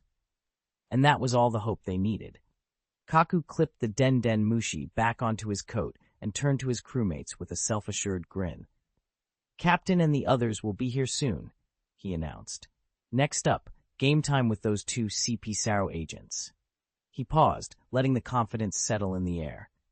"Ever since Rhodes taught us a lesson, we've all sharpened our hockey. Jabra and I have mastered both armament and conqueror's hockey. Everyone else has at least one type under their belt. Facing two ordinary CP0 members won't faze us. Not now." Across the deck, Nethan spread a sea chart on the table. Robin and Lafitte leaned in as he traced a course with his finger. "With the Thousand Sunnies tilde line installed, we can simply cruise straight across the North Blue," Nethan explained. "No need to skirt the calm belt. Those sea kings won't bother us if we fly above them. If weather and currents cooperate, we'll reach the kingdom of Gurla in under 2 weeks. And if the Ghost Shadow patrols are still active, well, we could make it in 7 days flat." Lafitte offered a casual shrug. 7 days against the world government's finest ghosts? Sounds like a fair race to me. He dusted some charts off his jacket sleeve and added, "I'll ready the rigging. Let's show them what our crew can do." Robin smiled, nodding in agreement. In a matter of moments, the Sunny's crew would be split between two fronts. Kaku and Jabra prepared to clash with CP0 enforcers, while Nethan, Robin, and Lafitte charted a swift path to Gurla. The winds of adventure were picking up, and neither side intended to lose. Nethan stood at the rail, eyes fixed on the horizon, as Lafitte finished speaking. He nodded thoughtfully. "I can manipulate the ocean currents and hold that control for days on end," he said. "With my strength now, even a round trip to Fishman Island would be effortless. I could bend the currents for 10 days straight, so the voyage should take far less time than you estimated." Lafitte gave a wry smile. "My 15-day forecast considered the Grand Line's unpredictable sea streams. They shift on a whim, sometimes fighting against you for days, but if you're so sure of your power, we'll leave at once." Nethan wasted no time. He barked the new heading, and the crew sprang into action. The ship's prow swung northward toward the kingdom of Gurla in the North Sea, sails snapping as wind and spray lashed the deck. Every man and woman aboard felt the ship surge forward under Nethan's command. In his mind, Nethan already held the prize, the metal fruit.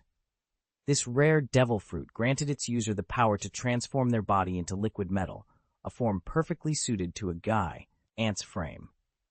With such an ability at his disposal, nothing could stand in his way.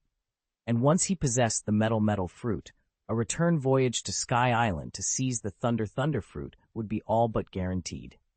The course was set, the stakes were clear, and Nethan intended to claim victory.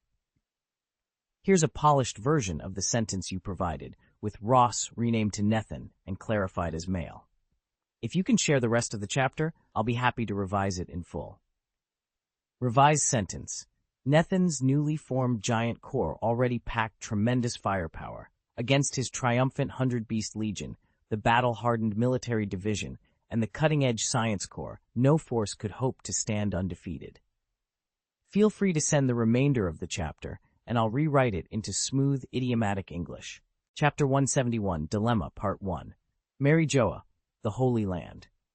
Outside the grand estate of the celestial dragons, one dragon paced in fury. He was Lord Muskerod's father, and his son had vanished beneath the waves. Fear and rage twisted through him. "What are you waiting for?" he barked at the government ministers and navy officers clustered before him. "And you, CP0, find him this instant." The officials broke out in a cold sweat. The CP0 agents bowed their heads and spoke in low, urgent tones. "Your Grace, we require Lord Muskerod's life card. With it, we can pinpoint his location and rescue him immediately." At the mention of the life card, Muskerod's father scowled. Like all celestial dragons, he had authorized one before his son's voyage, but he had never actually used it. He knew its power. Without that card, searching for Muskerod would be like finding a needle in a haystack. Suppressing his annoyance, he turned on his heel and strode into the mansion. "Wait here," he ordered over his shoulder. "I'll fetch it." A government official hurried after him. "Your Grace, if you can't locate your copy, we still have a record in the World Government Archives. We can request it from St. Blue." The celestial dragon paused on the threshold, but did not reply, his mind already racing with every possible outcome. Muskerod's father spun on his heel and bellowed at the assembled officials. "What are you waiting for? Get moving and find me what I asked for, you fools." At his command, the government operatives saluted hastily. A squad of CP0 agents slipped away into the street, disappearing within moments. High above the windless belt, a lone vessel hovered nearly 2 kilometers above the waves. Even the mightiest Sea King would struggle to breach that height without fully clearing the water, making the ship all but untouchable. The windless belt stretched as far as the eye could see, a no-fly zone that once thwarted even the most advanced warships. But Nethan had long since perfected the technique of guiding a ship through its dead zone. 3 days after departing the harbor, the vessel finally emerged from the belt's edge and into the open waters of the North Sea. Nethan gave the order, and the ship eased its descent, settling onto the gentle swells. After a brief rest, he activated his distortion ability. In an instant, the current swirling beneath the hull warped, creating a powerful undercurrent that propulsed the entire ship forward at blistering speed. Within minutes, the vessel was streaking toward the distant silhouette of the Gurla Kingdom. There was no longer any need to inform CP9 or anyone else of their whereabouts. This journey was theirs alone. In the Gala Kingdom, on the roof of a long-abandoned building, Kaku, Gabra, and Nethan worked by the flicker of a single lantern, pressing bandages over fresh wounds. The bunker-like room around them was barely more than 4 walls and a ceiling, but it was all the shelter they could find, and so far it had barely held against CP Nero's relentless pursuit. Gabra lay back against a broken crate, breathing hard. His injuries were the worst of the 3, but as an animal-type devil fruit user, he possessed tremendous endurance. "I'll live," he muttered, flexing a blood-soaked arm. Kaku leaned over him, tying a makeshift tourniquet, while Nethan dabbed disinfectant onto a nasty gash in Kaku's side. None of them had planned on this extended game of cat and mouse.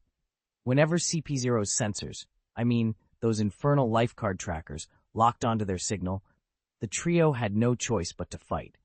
Their last encounter had erupted in the hold of a Marine's fighter plane, a skirmish so violent it nearly tore the deck apart.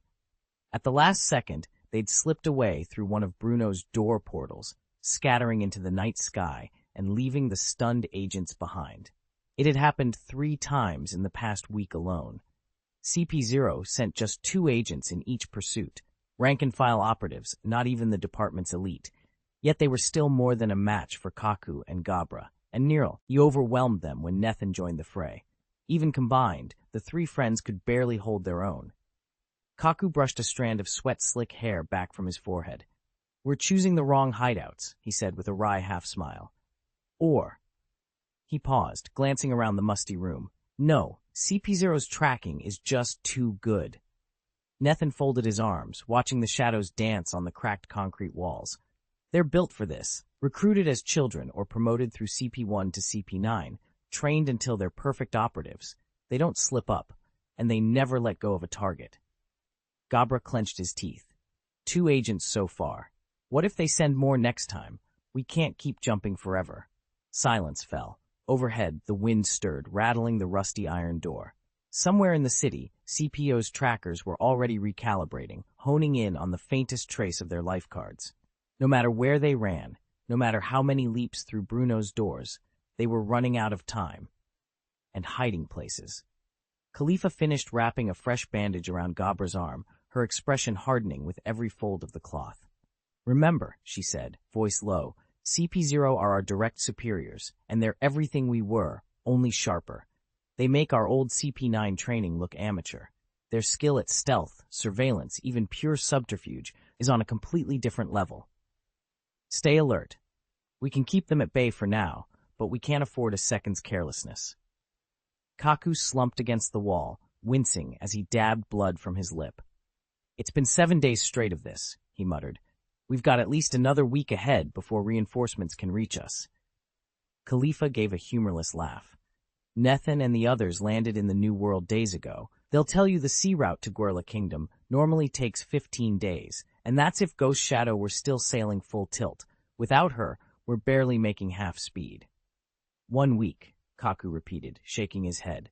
"We've already burned through our best 3 tactics. You can't pull the same trick on CP0 twice. They adapt too fast." Khalifa's gaze flicked to a small, wax-sealed parcel tucked into her belt. "If it weren't for Bruno's devil fruit, we'd be finished." Gabra pressed the clean bandage into place, but Nethan merely flashed a wry grin. Having Bruno's door fruit in his possession was the perfect escape tool, if only he'd had more time to master it. For now, his portals only spanned a few dozen meters, but that was enough to slip off the island, fetch supplies, and return before anyone noticed. Outside, the entire island was under martial law. As long as Nethan avoided running into CP0 operatives, he had little to fear. Deep within their hidden encampment, Khalifa drew in a steadying breath and addressed the group. With Kaku and Gabra locked in that duel, they've both taken serious hits. That means gathering food falls to those of us still in one piece. "I'll go with you," said Owl, rising to his feet. A thin line of blood ran down his forehead, but otherwise he looked uninjured. In fact, he and Khalifa had suffered the least wounds during recent skirmishes. She, because nobody took a woman so audaciously out into the field. He, because every time trouble erupted, he slipped away through the power of his iron fruit. Owl reached into his coat and produced a devil fruit that shone with a metallic sheen. Handing it to Kaku, he said, "Keep this safe until I get back." Khalifa offered a firm nod of approval. "Good thinking. Let's move." He knew he couldn't haul too much loot on his own. Anything bulky would slow him down and make it impossible to slip back into hiding. A partner would help him scout the streets and watch his back. Slipping out of their cramped refuge, Nethan and his silent companion, the small, keen-eyed Owl, crept toward the nearest thoroughfare. Even at this late hour, the streets of the Guerla Kingdom teemed with patrols. Word had spread that the Tianlong clan's latest tribute had vanished without a trace, and fear of their feared enforcers, drove the city guard to near panic. Citizens clamored for answers, and the notorious CP0 unit had joined the hunt, hunting every lead to root out the thieves. Still, a handful of ordinary guards were no match for Nethan's quick wits and the Owl's uncanny senses. As long as they avoided any CP0 operatives, they had nothing to fear. They slipped into a dimly lit shop, where Nethan's deft hands filled his sack with bread, dried meat, and jugs of water. Not a sound betrayed their presence.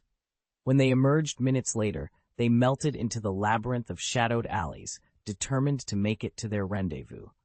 What neither of them noticed was the pair of eyes watching from an alleyway's gloom, cold, calculating eyes that glinted with silent intent. Khalifa and Owl slipped past the guards, patrols at every turn, and finally climbed back onto the rooftop of the abandoned building where they'd been hiding, food and water in hand. Chapter 172, Nethan Appears, Part 2. Khalifa and the Owl slipped back into the ruined courtyard, exhaustion clear on their faces. Gabra sprang to her feet the moment they arrived. "You're back. Everything all right?" Khalifa gave her a weary shake of the head. "We're fine. No trouble." Kaku and the others nodded, relief washing over them. They accepted the rations of rice balls and water that Khalifa had brought and began eating at once. Every bite counted. They needed every scrap of nourishment to mend their battered bodies. But barely halfway through their meal, Kaku's eyes snapped open. A jolt of instinct, honed by years of CP9 training, surged through him, and he barked before he could think. "Get down!" Gabra and Khalifa froze for a heartbeat, then scrambled to the ground just as a massive blade of air, or steel, cleaved the upper half of the abandoned building in two. With a deafening crash, the severed ceiling tumbled into the street, kicking up a storm of dust and debris. "Found you, traitors of CP9. Two figures materialized at the edge of the cratered ruin, as though stepping off the moon itself. Their featureless CP0 masks caught the late afternoon light, and in their cold, expressionless eyes lay the promise of swift, merciless justice. Kaku pressed himself flat against the cracked pavement, hand glowing with latent willpower as he prepared to fight. Around him, Khalifa, Gabra, and the Owl stiffened, each ready to unleash their own secrets of combat. The courtyard, once a haven of rest, had become a trap, and Nethan's allies would have to prove they still had the strength to survive it. There was no murderous intent in their eyes, only cold, emotionless indifference. Traitors must be wiped out. "Damn, how did you find us so quickly?" Kaku ground out through clenched teeth as he and his companions whirled to face the intruders. Before them stood two CP0 agents, one astonishingly tall and gangly, his legs so unnaturally long they marked him as a member of the Longlegs tribe. The other, an unremarkable man whose calm veneer made him all the more dangerous. The Longlegs agent stared down at them, voice flat. "You're using the same concealment trick again," he said. "Repeat it often enough, and we'll spot the flaw every time. If we couldn't, we wouldn't be your superiors." His partner, the seemingly ordinary human, stepped forward, expression icy. "Your interference has already caused enough trouble. This should have been finished yesterday." A cruel spark flared in his eyes. He curled his index, middle, and ring fingers on both hands, then thrust his palms toward them. The air before the three rebels tore itself into dozens of spinning vortices, each one a deadly bullet of compressed wind. "Flying finger gun. Chaotic burst," he barked, and the whirlwind projectiles hurtled straight at Kaku, Nethan, and Gabra. Knowing the destructive power behind that technique, they refused to stand still. Despite the searing pain in his injured ribs, Gabra launched himself into the air with a fierce war cry, driving a vicious kick at the oncoming vortex stream in an attempt to shatter its formation before it could strike. Nethan and Kaku followed suit, ready to turn this ambush into a fight for their lives. Lanjiao's slash met the six-fingered flying finger spear in midair with a crackle like a firecracker. At that instant, the Foot Clan's CP0 agent charged through brazenly. "Foot Storm," he bellowed. As a Foot Clan warrior, his kicking power far exceeded that of ordinary humans, and this Footstorm technique was leagues above even Gabra's, roaring through the abandoned building like a hurricane. Whoosh! Whoosh! Kaku and the others flinched and leapt back, unwilling to stand their ground. The Footstorm battered the derelict structure, triggering a massive explosion. Debris rained down as Gorla Kingdom soldiers and nearby civilians recoiled, scrambling for safety. "Now!" Nethan shouted, dropping from the blasting rubble. He dashed over to Khalifa and their companion Owl, who had just stashed away the metal fruit. And it tore open a door in the air. "Get inside, both of you!" Just as Khalifa and Owl were stepping through, a blur of motion appeared beside Nethan. A heavy boot snapped toward him, propelled with brutal force. Nethan's eyes widened. He slammed his iron armor hockey into his shoulder at the last possible moment, but even so, the kick drove through, shattering bone and tossing him backward. He crashed onto broken pavement, pain flaring as he slid to a halt. An enormous owl slammed into Bruno's side, and both he and the bird were sent hurtling backward. The CP0 agent from the Foot Division watched coldly as Bruno disappeared from view. Then she turned to Khalifa, her voice ice-cold. "You betrayed the government. You knew this would happen the moment you defected. Goodbye." Panic washed over Khalifa. She scrambled backward, desperate to flee, but her legs couldn't match the agent's inhuman speed. Kaku and Gabra sprang forward to help, but they were still too far away. A rush of air announced the CP0 operative's next strike, an unerring sweep aimed at Khalifa's midsection. Even Bruno, renowned for his iron fist mastery and competent armament hockey, couldn't have withstood such a blow. Khalifa, completely untrained in hockey, had no chance.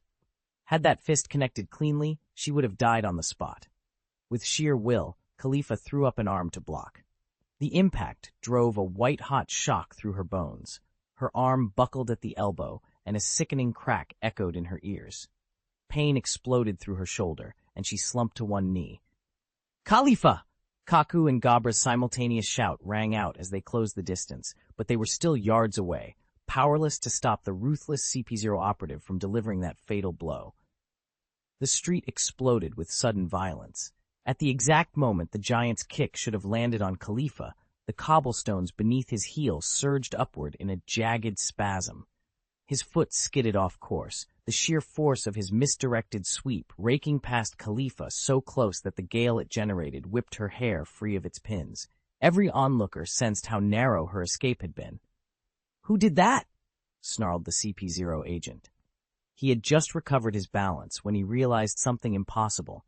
None of his targets, not Khalifa, not Kaku, not any of them, wielded the power to make the earth convulse like that. "Someone's sabotaging us." From the far end of the street, a lone figure strode forward, his coat flapping in the sudden wind. It was Nethan.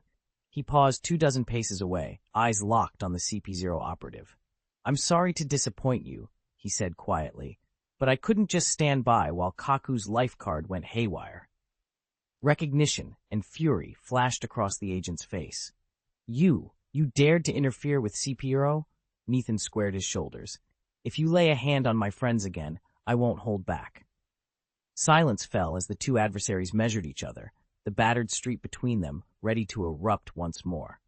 When the Foot Clan's CP0 unit caught sight of Nethan stepping into view, their eyes went wide. They'd suspected Khalifa and the others might have backup, but they never imagined it would be the legendary Ghost Hand himself.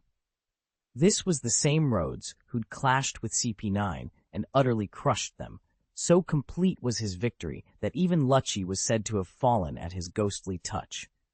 How could such a figure now serve alongside their enemies? Across the shattered courtyard, Kaku, Khalifa, and the rest of the CP9 operatives, professionals trained to resist any form of coercion, had fought desperately to hold their ground. They'd been on the brink of collapse, but now their captain stood before them. Seeing Nethan appear, they finally exhaled in relief.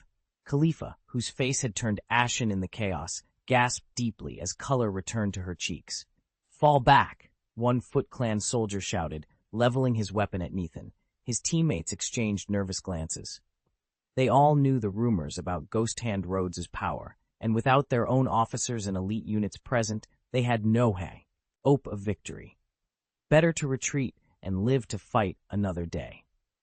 Now that I've uncovered the link between the Ghost Hand pirates and the surviving members of CP9, I can report everything directly to my superiors. Nethan's voice was calm as he surveyed the chaos around him. "It's time to go. Don't you think it's too late?" Before the Foot Clan CP0 operative could answer, Nethan's form vanished like a soap bubble at the far end of the street, then reappeared, unerringly, above his enemy's head. Horror flickered in the agent's eyes, but he had no time to react. Nethan's foot came down with merciless precision. The two boots met in midair, and the impact reverberated like a boulder shattering a mountain lake, sending thunderous shockwaves outward. Boom! At the center of the blast, the pavement spiderwebbed, cracks racing 10 meters in every direction until the road suddenly gave way beneath them. The CP0 agent barely had a moment to scream before Nethan's boot drove him through the crumbling surface. Bones splintered and blood spattered in a grim arc. The other CP0 operative, watching from across the street, felt his blood turn to ice. Never before had he seen such ruthless power or such finality. Nethan's heart pounded in his chest. Even though his fellow agents weren't the cream of CP0's elite, they were still formidable, enough that in Rhodes, no one could withstand a single one of their attacks. Terrifying power. Escape. That was all he could think. He surged forward, but Kaku and Jabra moved as one, hemming him in with unreadable eyes. They'd savored the chase only moments ago, and now looked ready to deliver the final blow. Nethan drew in a ragged breath and unleashed every ounce of strength he had, forcing Kaku and Jabra back with a thunderous shockwave. He lunged for the street beyond, but a barrier of bodies blocked his path. His last shred of hope vanished. A blur of motion announced Nethan's arrival beside him. "Finger gun!" Nethan cried, pointing an accusing finger at his opponent's temple. The CP0 agent snarled, determined to take Nethan down with him, and charged his own finger gun, aiming for Nethan's skull. But Nethan was ready. He met the beam head-on, slides of energy twisting through his fingertips. Twisting fingers.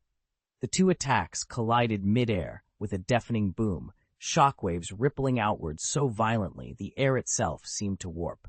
In the very next heartbeat, the rival agent's index finger disintegrated from the tip inward, torn apart by the spiraling force. Breathing hard, Nethan kept his stance, eyes locked on the fallen agent. Victory and survival hung in the balance. Nethan's finger snapped forward like a spear. In an instant, it pierced the man's palm and cleaved clean through his forearm. Bone and flesh shattered into dust, drifting away in motes of crimson as the limb collapsed at the elbow. One effortless strike, and the CP0 operative was down.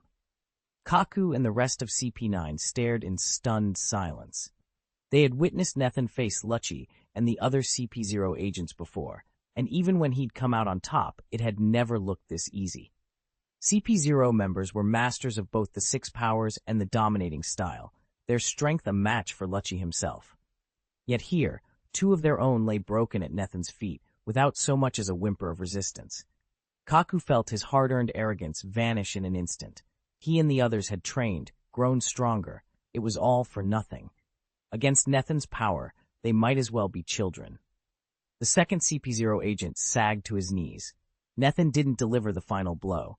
Instead, he darkened the man's mind with Hao Shokuhaki, rendering him unconscious. He'd wait for Lafitte. Perhaps the man carried secrets worth extracting before death claimed him. "Is that it?" Nethan's voice was calm as he pivoted to face the remaining CP9 members. "All of you?" His eyes gleamed, anticipation flickering behind the deadly calm. Kaku shifted in his seat, cheeks flushed with embarrassment. "I hate to admit it," he began haltingly, "but we totally underestimated them. We had the numbers, yet those two CP0 agents wiped us out in no time." He ran a hand through his hair.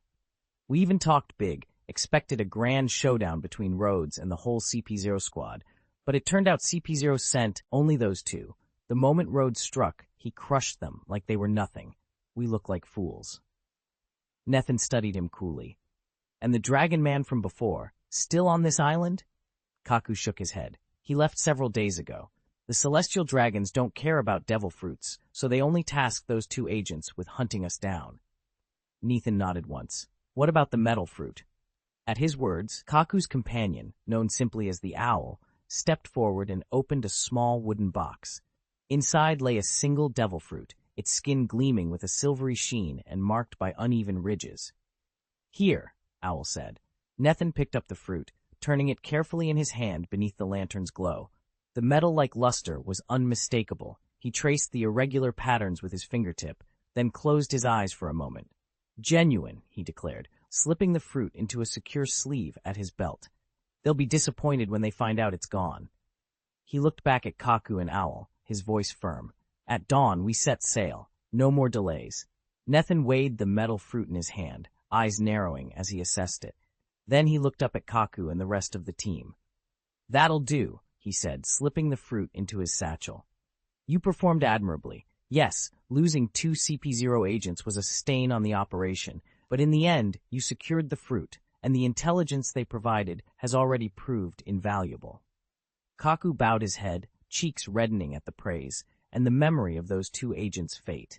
Nethan noticed the young officer's unease and gave a faint smile.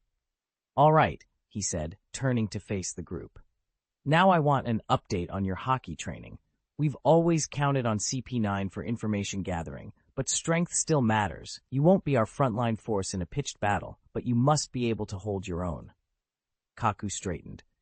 "Yes, sir. As of now, I've fully mastered both observation and armament hockey. Jabra is nearly on the same level. Bluno has focused exclusively on armament hockey, Khalifa on observation, and the Fukuro agents have only achieved a rudimentary grasp of both." Nethan nodded approvingly. "Good. I expected as much. Not everyone can handle 2 forms of hockey. For those whose talents are more modest, it's smarter to specialize. You'll be operating as a team most of the time, rarely alone. Keep honing your strengths, and we'll be unstoppable." With that, he turned away, already thinking ahead to their next assignment. The room fell silent in respect and determination. Nethan didn't ask much of his crew. Kaku and Gabra were each roughly on par with an average CP0 operative. Khalifa, Bruno, and the others were at the level Kaku used to be, respectable fighters, but hardly superhuman. Still, when Lafitte strode forward to try his famed hypnosis, Nethan watched with guarded interest. Lafitte's voice fell into a rhythmic cadence, his eyes glowing as he sought to bend the 2 captured CP0 agents to his will. But the men in black wouldn't budge. Their minds were steel, far firmer than any marionettes he had pulled strings on before. Threats, promises of torture, even the promise of death held no sway. One of the agents finally sneered, spitting out the words, "Don't delude yourselves. You can't control the seas. The world government's reach is beyond anything you've seen. Just wait until the ghost hand roads." His comrade cut in with a cold laugh. "You'll learn real despair when it's unleashed on pirates like you." A flicker of irritation passed over Lafitte's face, but before he could retaliate, Nethan stepped forward. He listened to the taunts with perfect calm, then gave a single dismissive wave. In that instant, his devil fruit power ignited, twisting the air around his hand as though it had become living metal. Razor-sharp strands of energy shot out, and in less than a heartbeat, both CP0 agents disintegrated. Their bodies vanished, leaving only the echo of steel on steel. Lafitte exhaled sharply. "They were just rank and file," he muttered. "No bounty to claim." Nethan frowned slightly, but he didn't look regretful. Kneeling among the debris, he retrieved a solitary prize, the metal devil fruit that had been hidden in their pack. He slipped it into his coat pocket, then stood.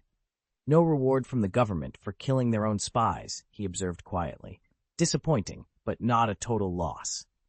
With that, he turned and walked away, already planning his next move. For him, the fruit alone had made this operation worthwhile. Having finished organizing the intelligence, Nethan turned to Kaku and the rest of his team. "Next, we head into the New World," he said, his tone calm but firm. "I want constant surveillance on the Don Quixote family's cadre-level members.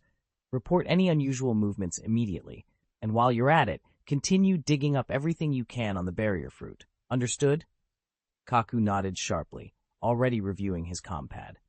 "Crystal clear. We'll move out at once and keep you updated in real time." "Good." Nethan gave each of them a steady look. "Remember, this mission is critical. The more we know about the barrier fruit, and the moment the Don Quixote leadership makes a play, the better prepared we'll be. No errors." With that, the team dispersed, vanishing into the data streams that would transport them to the New World. Nethan watched them go for a heartbeat longer, then turned back to his console. The next phase was about to begin. Chapter 174, Golden Lion Shiki, Part 4. The Panthera's flagship drifted into position alongside the weathered docks of Isla Guerra. Below deck, Nethan and Lafitte carefully escorted the battered CP9 agents, Kaku, Bluno, Giabura, and the rest, into the capable hands of Dr. Luo. Though each operative bore wounds from their clash with CP0, the ship's surgeon set to work with steady hands, bandaging cuts and mending bruises until every man was on the mend. Up on deck, the afternoon sun danced on the water's surface, but an uneasy hush hung in the air. A reinforced iron crate lay at Nethin's feet, secured with heavy chains. Bluno, his curiosity piqued, stepped forward and tapped the lid with a gloved knuckle. "I thought you killed all the celestial dragons in Chambord," he said, eyes narrowing. "Yet here we have one. Alive?" Kaku echoed his disbelief. "You actually captured a dragon and brought him aboard?" Perched on the railing above them, Khalifa leaned forward, chin resting on her fingertip. She surveyed the crate and the assembled officers with a calculating gaze. "Each celestial dragon carries an identity card on file with the world government," she explained. "It's a safeguard in case of wrecks or emergencies. The instant they realize one of their dragons is missing, you can bet the Navy or the Marines will descend on this island to retrieve him." A tense silence fell. Waves lapped softly against the hull, but the tranquil moment felt fraught with danger. Nethin met Khalifa's eyes before turning back to the crate. His jaw tightened. "Let them come," he said quietly. "We'll show the world government exactly how dangerous a single golden lion can be." A spark of determination flashed through the gathered officers. Even the wounded CP9 agents, propped up on their makeshift cots, straightened in their stretchers. They might be hurt, but with Nethin leading them, they were ready for whatever storm was coming. Nethin flipped the life card over in his palm, its faint glow reflected in his eyes. "I was wrong to dismiss it," he admitted. "The card doesn't give us a fixed point, only a direction, and our quarry keeps moving. Add in the capricious sea weather, and we're chasing phantoms." Captain Lafitte, standing on the quarterdeck with the wind tugging at his coat, frowned. "So what do you propose? Kill him on the spot?" Nethin shook his head. "No. This heavenly dragon is worth far more alive than dead. Even if we hand him over to one of the 4 emperors, the reward will be enormous. Better yet, we use him as bait to draw out whoever's been hunting him. Either way, alive he's an asset." Rhodes, leaning against the cabin door with his grim-edged demon blade sheathed across his back, cracked a grin. "Let the Empire think they nabbed him. They'll never suspect our involvement." Below deck, the ship creaked as night deepened. Lanterns cast long shadows over coiled ropes and empty barrels. The men were restless, eager for action, or gold. A chill glance passed between Nethin and Lafitte. "Tomorrow at first light," Nethin said, slipping the life card into his coat, "we set course for Sky Island. Prepare the nets and ready the cells, and remind every man that discretion is paramount. No loose tongues." Lafitte nodded. "Understood, Captain." As the deck fell quiet, Nethin allowed himself a small, cold smile. The game had just begun, and he intended to win, by any means necessary. Nethin surveyed the horizon as the Thousand Sunny cut through the clouds. Unbeknownst to most, he'd used the Dragon Man's capture as bait, drawing both CP0 and the Marines into a deadly race. Word had already reached Navy Command that Nethin himself had netted the Dragon Man, so the Marines would move in hard and fast. "We need to strike before CP0 gets here," Nethin said quietly to his crew. Then he glanced across the deck at Khalifa. "By the way, you ate the bubble fruit, didn't you?" Khalifa lifted her sunglasses, tucking a loose strand of hair behind her ear. "Yes," Nethin nodded, a slow smile forming. "That's a remarkable power." A few hours earlier, as they sailed away from the kingdom of Gurla, Nethin had bent the ship's gravity, banking the hull skyward until the Sunny was airborne. Now, he headed below decks, straight for the bathroom, to run the first tests on Khalifa's new devil fruit ability. Nico Robin paused at the doorway, curious, then moved back out onto the deck. Outside, they were at a staggering altitude. A high-altitude sea of white clouds stretched beneath them, broken only by the occasional solitary bird. Above, endless blue. Nethin opened the faucet, eyes gleaming with anticipation. It was time to see exactly what the bubble fruit could do. A vast, inky shadow drifted across the sky, several enormous islands unsteadily floating among the clouds.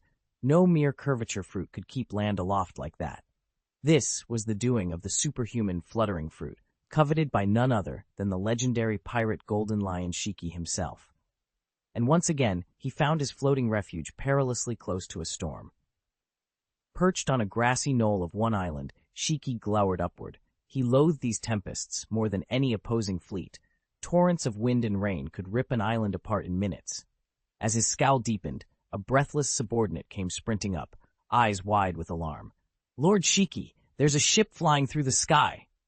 Shiki's lips twitched, as if to quip Tam. That must be my ship. Then he remembered he hadn't ordered any vessel to take to the air. He narrowed his golden eyes. Which direction? With a single bound, he launched himself into the air, tracing a broad arc toward the island's rim. From there, he peered into the haze, fixing on the distant silhouette of a lone ship, drifting steadily through the storm-tossed clouds. A pale mist curled around the horizon, but even through the fog, Shiki, known across the seas as the Golden Lion, caught sight of a silhouette slicing upward into the sky. He didn't need a second glance to know the ship wasn't his. Curiosity sparked behind his golden eyes. Gravity fruit? Or perhaps some other devil fruit power? Even after sailing alongside legends like Whitebeard and Roger, a flying ship still intrigued him. Launching a vessel into the air was one thing, but only the power of the Fua Fua no Mi, his own floating fruit, could suspend an entire island indefinitely. He steered his flagship to give chase. A skyborne ship would make a perfect asset for his flying pirates, and one more powerful subordinate would ease many burdens. On deck, Nathan and the others had already spotted the floating islands earlier, and even Lafitte's usually composed face bore a flicker of astonishment. Now, all eyes turned skyward as the Golden Lion urged his crew into pursuit. Nathan stared up at the islands drifting overhead and couldn't hide his astonishment. He'd seen the legendary Skypiea, where islands ride on unique cloud layers, but nothing like this, where land masses simply floated in open air. This must be the work of the fluttering fruit. Robin's voice dropped to a quiet rumble as she joined him. It has to be. I once heard of a pirate who could lift entire islands and keep them aloft indefinitely. He was known as the Golden Lion, Shiki. At her words, all eyes swung back to the sky, hearts pounding. Nathan's gaze sharpened. He knew that even Admiral Fujitora, with his gravity-warping powers, couldn't sustain so many floating isles forever. Makes sense, he murmured. No mere devil fruit user, except Shiki, could do this. A ripple of recognition passed through the crew. Shiki the Golden Lion, the only man to have broken out of Impel Down, the only pirate said to have rivaled Whitebeard and Roger themselves in the days before the Great Pirate Era. Below them, the sea was calm. Above, an armada of islands hovered, each one a silent testament to the power of a legend. And now that legend was real, and very close at hand. Zheng launched a daring solo assault on the Navy headquarters, taking on Admirals Karp and Sengoku by himself. In a relentless onslaught, he reduced nearly half the complex to rubble before he was finally overpowered, an earth-shattering display of power that would be remembered for years to come. Chapter 175, Reunion with the Overlord, Part 5. Nathan gazed down at the scattered islands below, his expression growing serious as he weighed the impossible odds. The Golden Lion's bounty had once been astronomical, but even after it was nullified following his capture in the Push City, it was reinstated upon his escape at a still staggering 1.7 billion berries. A reward like that would grant any pirate enough talent points to challenge even the toughest foes. Yet the very size of the bounty mirrored the Golden Lion's ferocity. This was the man who'd crossed swords with Luffy's crew and driven them back under his blazing aura, a feat that barely scratched the surface of his reputation. Before his imprisonment, he'd stormed Marine headquarters alone, taken on 2 peak-condition admirals, Monkey D, Garp among them, and laid waste to half the base. Even after severing his own legs to break free and suffering crippling brain injuries, he never lost more than a fraction of his power. He remained on par with a Marine admiral.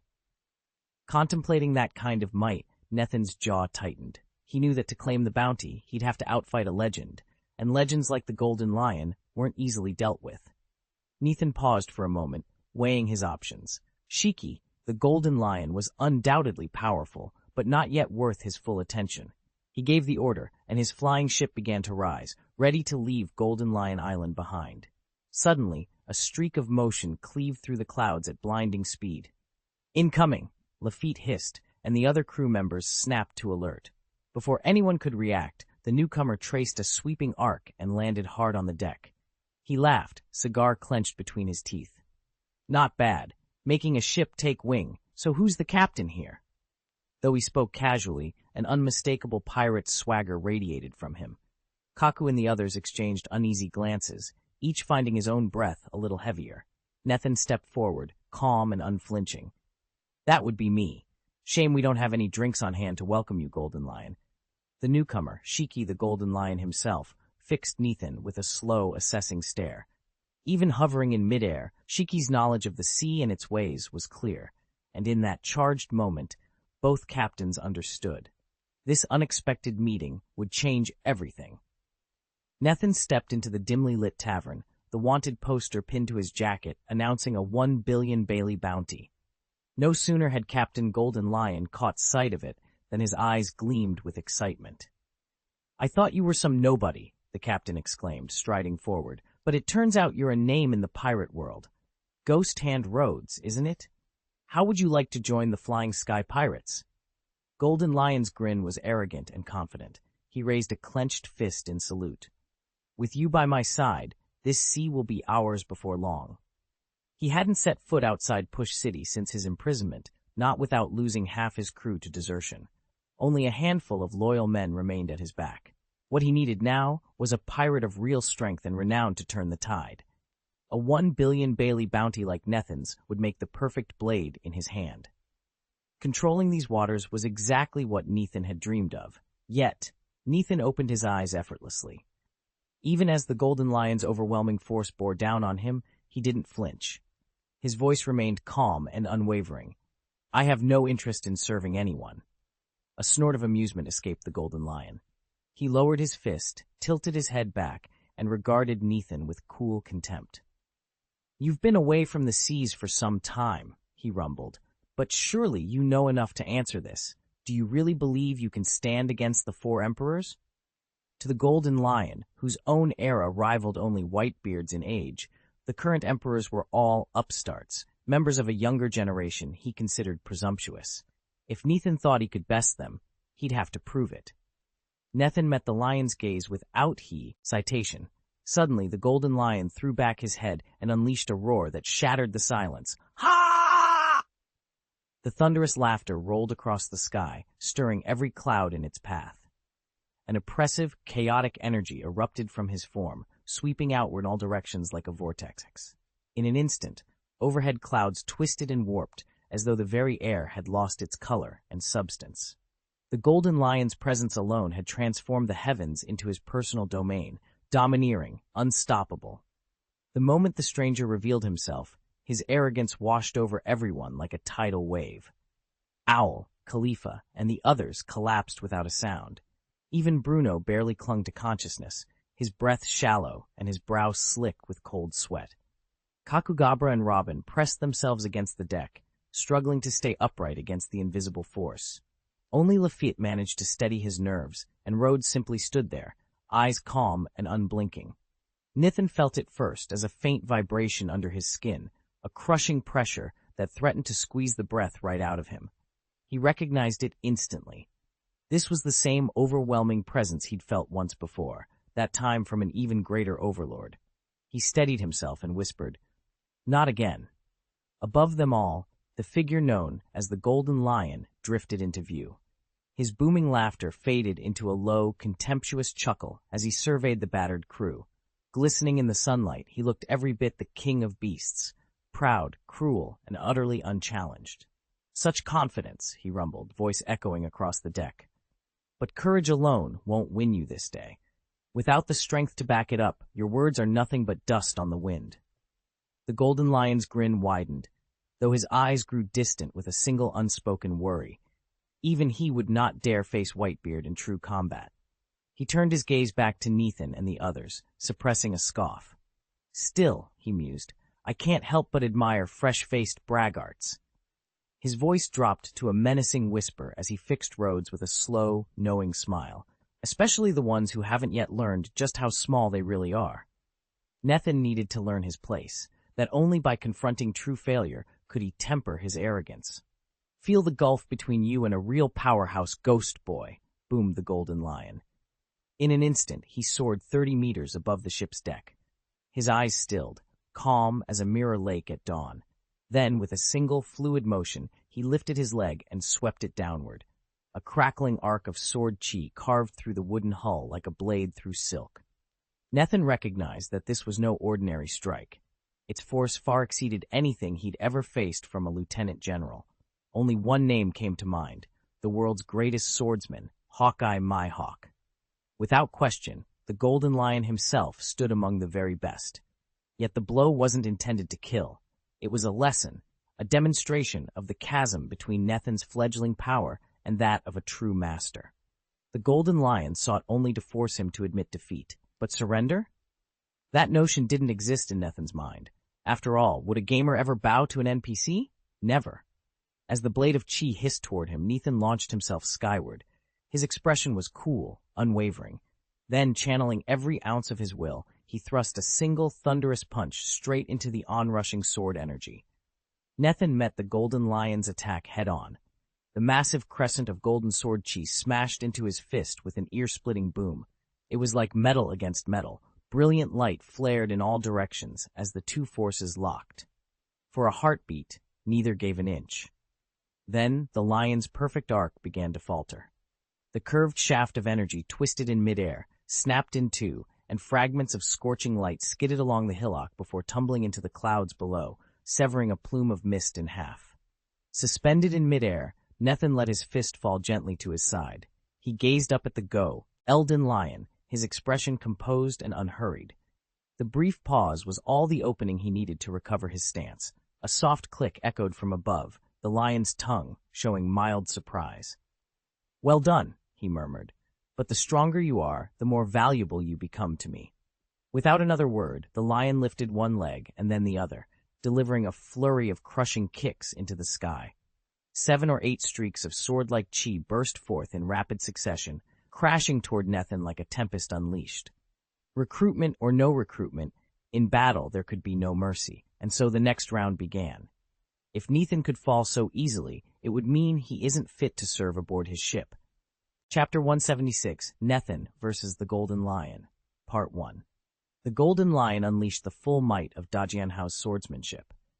Though he'd lost his own legs and now fought on twin-blade prosthetics, the profound essence of his art remained unbroken.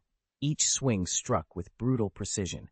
7 torrents of golden sword chi roared toward Nethan like living blades. Whoosh! Whoosh! Sensing the arrogance and raw power behind every arc of chi, Nethan stepped into a heightened state of focus.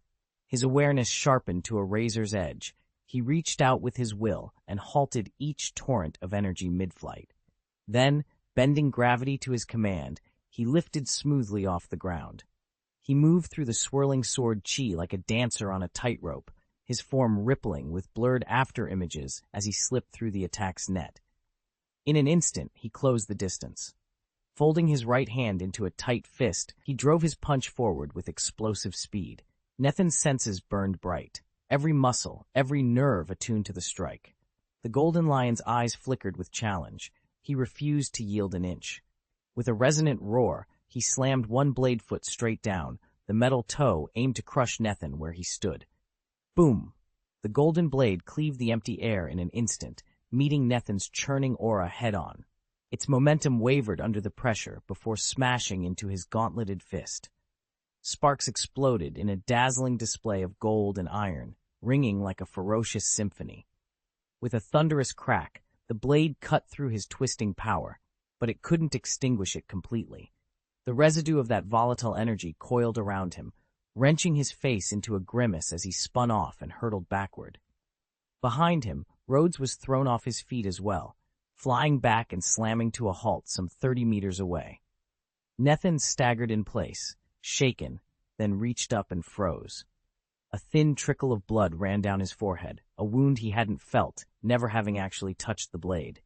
He pressed a palm to the cut, tasting iron on his fingers, and a memory flickered to life. The old tales of Admiral Kizaru's duel with the pirate Rayleigh.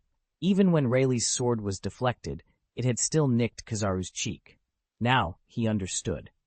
No matter how clean the parry, steel that close always left its mark. Shaking off the dizziness, Nethan sealed the shallow gash with a few deft motions of his twisting power. When he opened his eyes again, the faint red line had already begun to fade. He squared his shoulders, tightened his grip on the black armored gauntlet, and prepared for the next exchange. Nethan brushed a hand over his forehead and found only a faint, silvery scar where the blood had already dried. Thanks to the advanced tenacity talent in strengthening, even a cut that deep would heal almost instantly, hardly more than a scratch. He stared at the golden lion with cool, steady eyes. "Is that all you've got, great swordsman?" he asked, voice calm. The golden lion's once pristine garments and golden hair remained rumpled from Nethin's earlier twisting strike, but otherwise he was unharmed. A low snort rumbled in his chest. "Just wait," he growled. Before Nethin could react, the golden lion sprang high into the air. With a vicious kick, he unleashed a ribbon of sword energy so vast that it carved a swath through the clouds. The shimmering blade of force rushed toward Nethin like a falling mountain. In an instant, Nethin's figure blurred. He sidestepped with effortless grace, letting the roaring energy pass harmlessly overhead. Then, gathering his strength, he surged forward, momentum driving him straight at the golden lion. Their battle was far from over. As Nethin closed the distance, the storm of clashing energies, one born of raw tenacity, the other of perfected swordsmanship, was only just beginning. High above the rolling clouds, two figures danced a deadly duet. One wore a cloak of white feathers, the other a flowing yellow coat. They wove through the mist with preternatural grace, golden swew, ored energies crackling through the sky each time their blades met. Clang! Clang! Steel rang on steel as Nethin and the golden lion exchanged blow after blow. Sparks erupted from every parry, and thin slivers of cloud shredded in the shockwaves. Sweat and blood stung at Nethin's palms, but he pressed on, each strike more decisive than the last. A cold light gleamed in Nethin's eyes. He coiled his strength into a sudden feint, then drove his sword point first with brutal precision toward the golden lion's exposed eye. Caught off guard, the lion recoiled in pain, one hand clamping over his blinded socket. Seizing the opening, Nethin spun low and delivered a savage sweep kick. Boom! The force shattered the golden lion's guard. Even his legendary passive defense, renowned to rival generals like Qingji, couldn't withstand Nethin's crushing blow. With a roar that echoed across the skies, the golden lion tumbled headlong into the swirling clouds below. Nethin hovered for a heartbeat, chest heaving, sword still raised. He had broken through the golden lion's defenses and felt the electric thrill of victory. Nethin shot into the sky without a moment's hesitation, chasing the golden lion as it disappeared into the drifting clouds. In aerial combat, the creature's flexibility was unmatched, second only to Kizaru in sheer speed. In raw strength, it stood on par with generals like Qingji, but its true edge lay in two things: peerless swordsmanship and a fearsome overlord power whispered about in the halls of Rhodes. Of those, only its swordplay had been tested to its limit. Ever since the golden lion had lost its legs and grafted blades in their place, its technique, while still formidable, no longer overwhelmed foes to the extent it once had. And the overlord power? Rumor said it could shape the very will of Rhodes' champions, yet it had never been used twice in a row. Now, though blinded by previous wounds, the golden lion sensed Nethin's approach. A harsh, rattling cough echoed across the sky. With a powerful upward kick, blades whirling in lieu of feet, it rose to meet his attacker. Then came the silent flash of sword chi, withered tree. A jagged torrent of energy sliced outward. Sakura bloom! A second wave of gleaming petals answered. More than 10 spectral blades intertwined into a deadly net, arcing toward Nethin with enough force to rend flesh and bone alike. Nethin steadied himself against the onslaught, steel in hand, ready to meet the golden lion's fiercest attack head-on. Nethin snarled as a vast net of flickering sword energy enveloped him, and the hull of the ship just behind him, pinning him in place. Sparks flew when he thrust his blade into the magical mesh, shattering it with a brutal crack. But before he could regain his stance, the golden lion was already charging again, eyes gleaming with barely contained fury.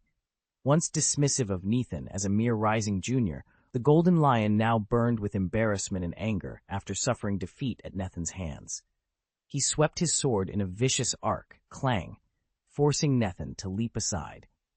In the same motion, Nethin lashed out with a spinning kick.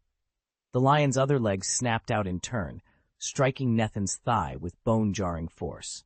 Metal blades and ankle guards met in a shower of sparks, and Nethin felt a hot slash along his leg as the blade tore through his trousers, leaving a dark stain of blood on his skin. Pain sharpened his focus. His brute strength and raw twisting power still couldn't fully resist the golden lion's perfected technique. He forced himself to calm, breathing evenly, even as the lion pressed in for another kill blow. For several heartbeats, Nethan danced around his opponent's strikes, feinting left, feinting right, drawing the lion in. Then, low in his chest, he summoned the energy he'd been hiding. Distorted sonic boom. The air around him warped, rippling with invisible force. The golden lion's next slash met not steel, but a thunderous shockwave that propelled him off balance and sent him crashing to the deck. Nethan steadied himself, Elif, blade at the ready, as the dust settled around them. The tide of battle had turned. The golden lion hadn't anticipated Nethan's tricks. Caught completely off guard, his ears rang and his vision swam. An old injury, a fragment of spear still lodged in his skull, had been painfully reopened by Nethan's assault, and for a moment his mind went blank. Then came the strike. With a thunderous boom, Nethan's punch crashed into the lion's chest. Pain lanced through him. His armored hide flared in reflex, but it barely slowed the blow. He spat blood and was hurled backward. He hit the ground, coughing violently. Damn, his head still thundered, but he shook himself free of the daze and blinked fiercely. With a roar, the golden lion sprang to his feet, whipping out a savage kick and sweeping low with his leg before Nethan could react. Nethan collided blade against blade with the golden lion, shattering the rival's sword chi in a blinding burst of light. The lion's eyes went bloodshot with fury. So focused were both warriors that every bystander, friends, foes, even casual onlookers, fell away into the margin of their thoughts. There was only one outcome foreseeable now: death. 10-blade chop, roared the golden lion.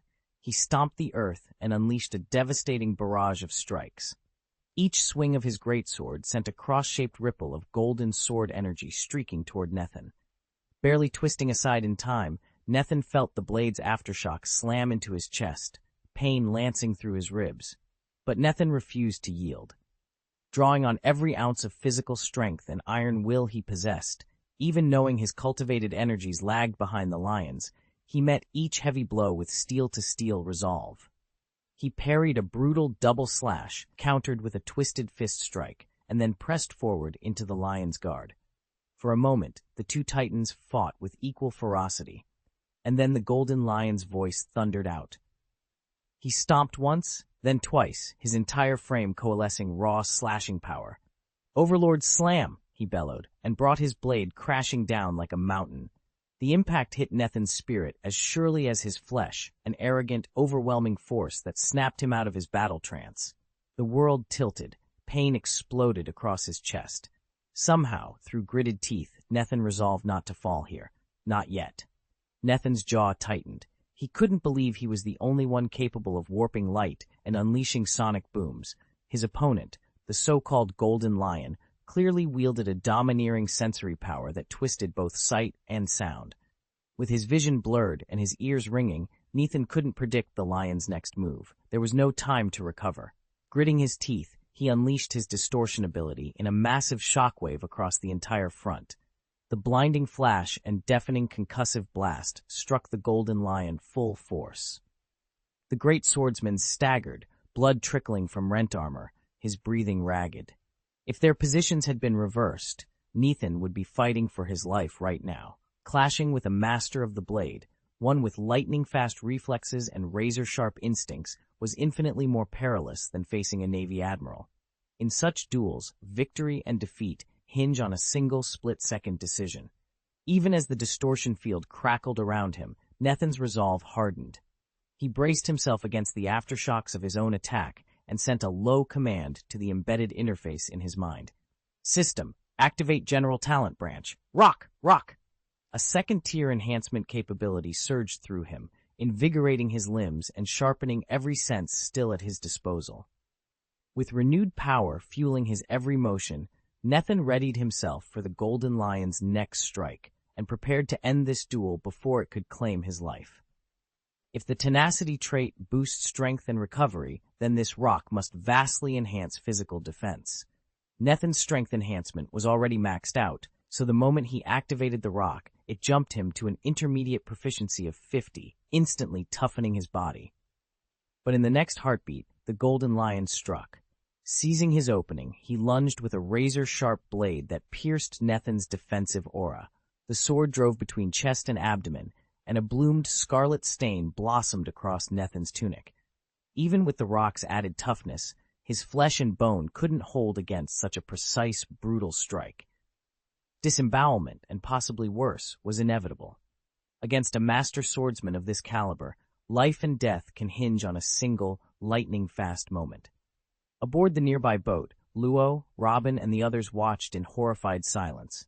From their vantage point, the mid-air duel was shockingly lopsided. Nethin stood little chance against the Golden Lion's unrivaled skill.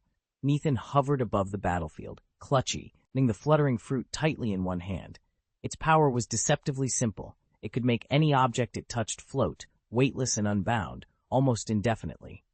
Yet keeping his makeshift skyship aloft cost him constant focus and a steady trickle of his twisting power. Below him, the Golden Lion roared and charged at Robin. Despite a fresh wound across her side, Robin's eyes burned bright with resolve. She raised her palm, closed her eyes for a heartbeat, and then whispered, 30-petal bloom. The air trembled as countless iridescent petals burst from the lion's fur. They coiled around its limbs like living vines, squeezing with unrelenting strength. The great beast snarled, its claws scrabbling uselessly against the binding petals. In a duel as evenly matched as this one, even a single, well-timed maneuver could decide the outcome. Robin's timely intervention had just tipped the scales. Nethin seized the moment. Channeling every remaining ounce of his twisting power, he unleashed a thunderous shockwave that slammed into the Golden Lion's flanks. With a deafening crack, the beast flipped end over end, hurling a spray of misted blood toward the clouds. For a fleeting second, Robin's concentration wavered as the backlash of Nethin's power rippled through her.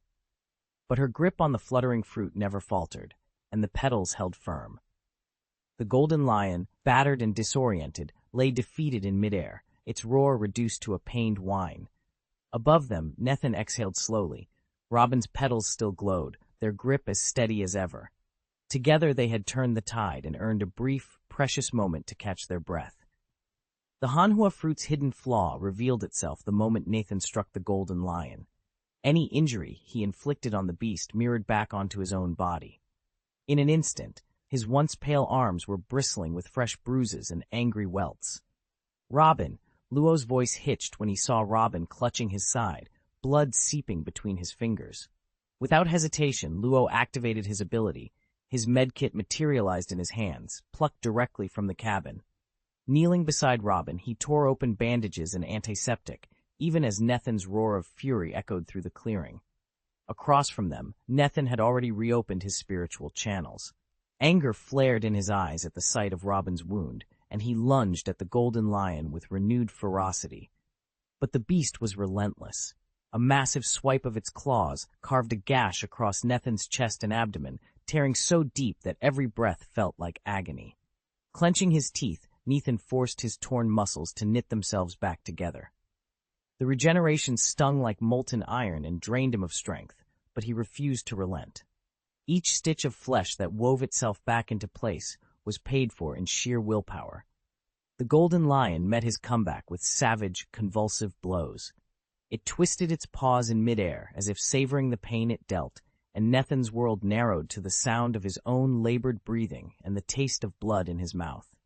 He remembered how Robin, already badly hurt, had risked everything to pull him out of the beast's jaws. That sacrifice fueled his resolve. Clutching the hilt of his sword, Nethin let out a low, furious growl. One way or another, he would end this fight, and he would not do it alone. Nethin raced forward just in time to see the Golden Lion convulsing on the deck. His fierce cough rattled through cracked ribs, at least 2 of them, and dark blood welled at the corners of his mouth before dripping onto the wood. When the pirate's eyes found Nethin's, a feral gleam shone through the haze of pain. Pirates lived for moments like these, life-and-death duels that tested every ounce of will, and for a fearsome captain like the Golden Lion, this wasn't his first. He had squared off against legends, Whitebeard among them. So many times he'd lost count. No one had ever managed to kill him. Boom, boom. 2 massive impacts rocked the Golden Lion as he collided with Rhodes. Every blow seemed to grind his bee, ones deeper beneath his skin, tearing fresh lines of agony across his torso. Crimson stained his lips, then spattered the deck. Rhodes, too, was faltering. A wound that had only begun to scab over reopened under the force of each clash.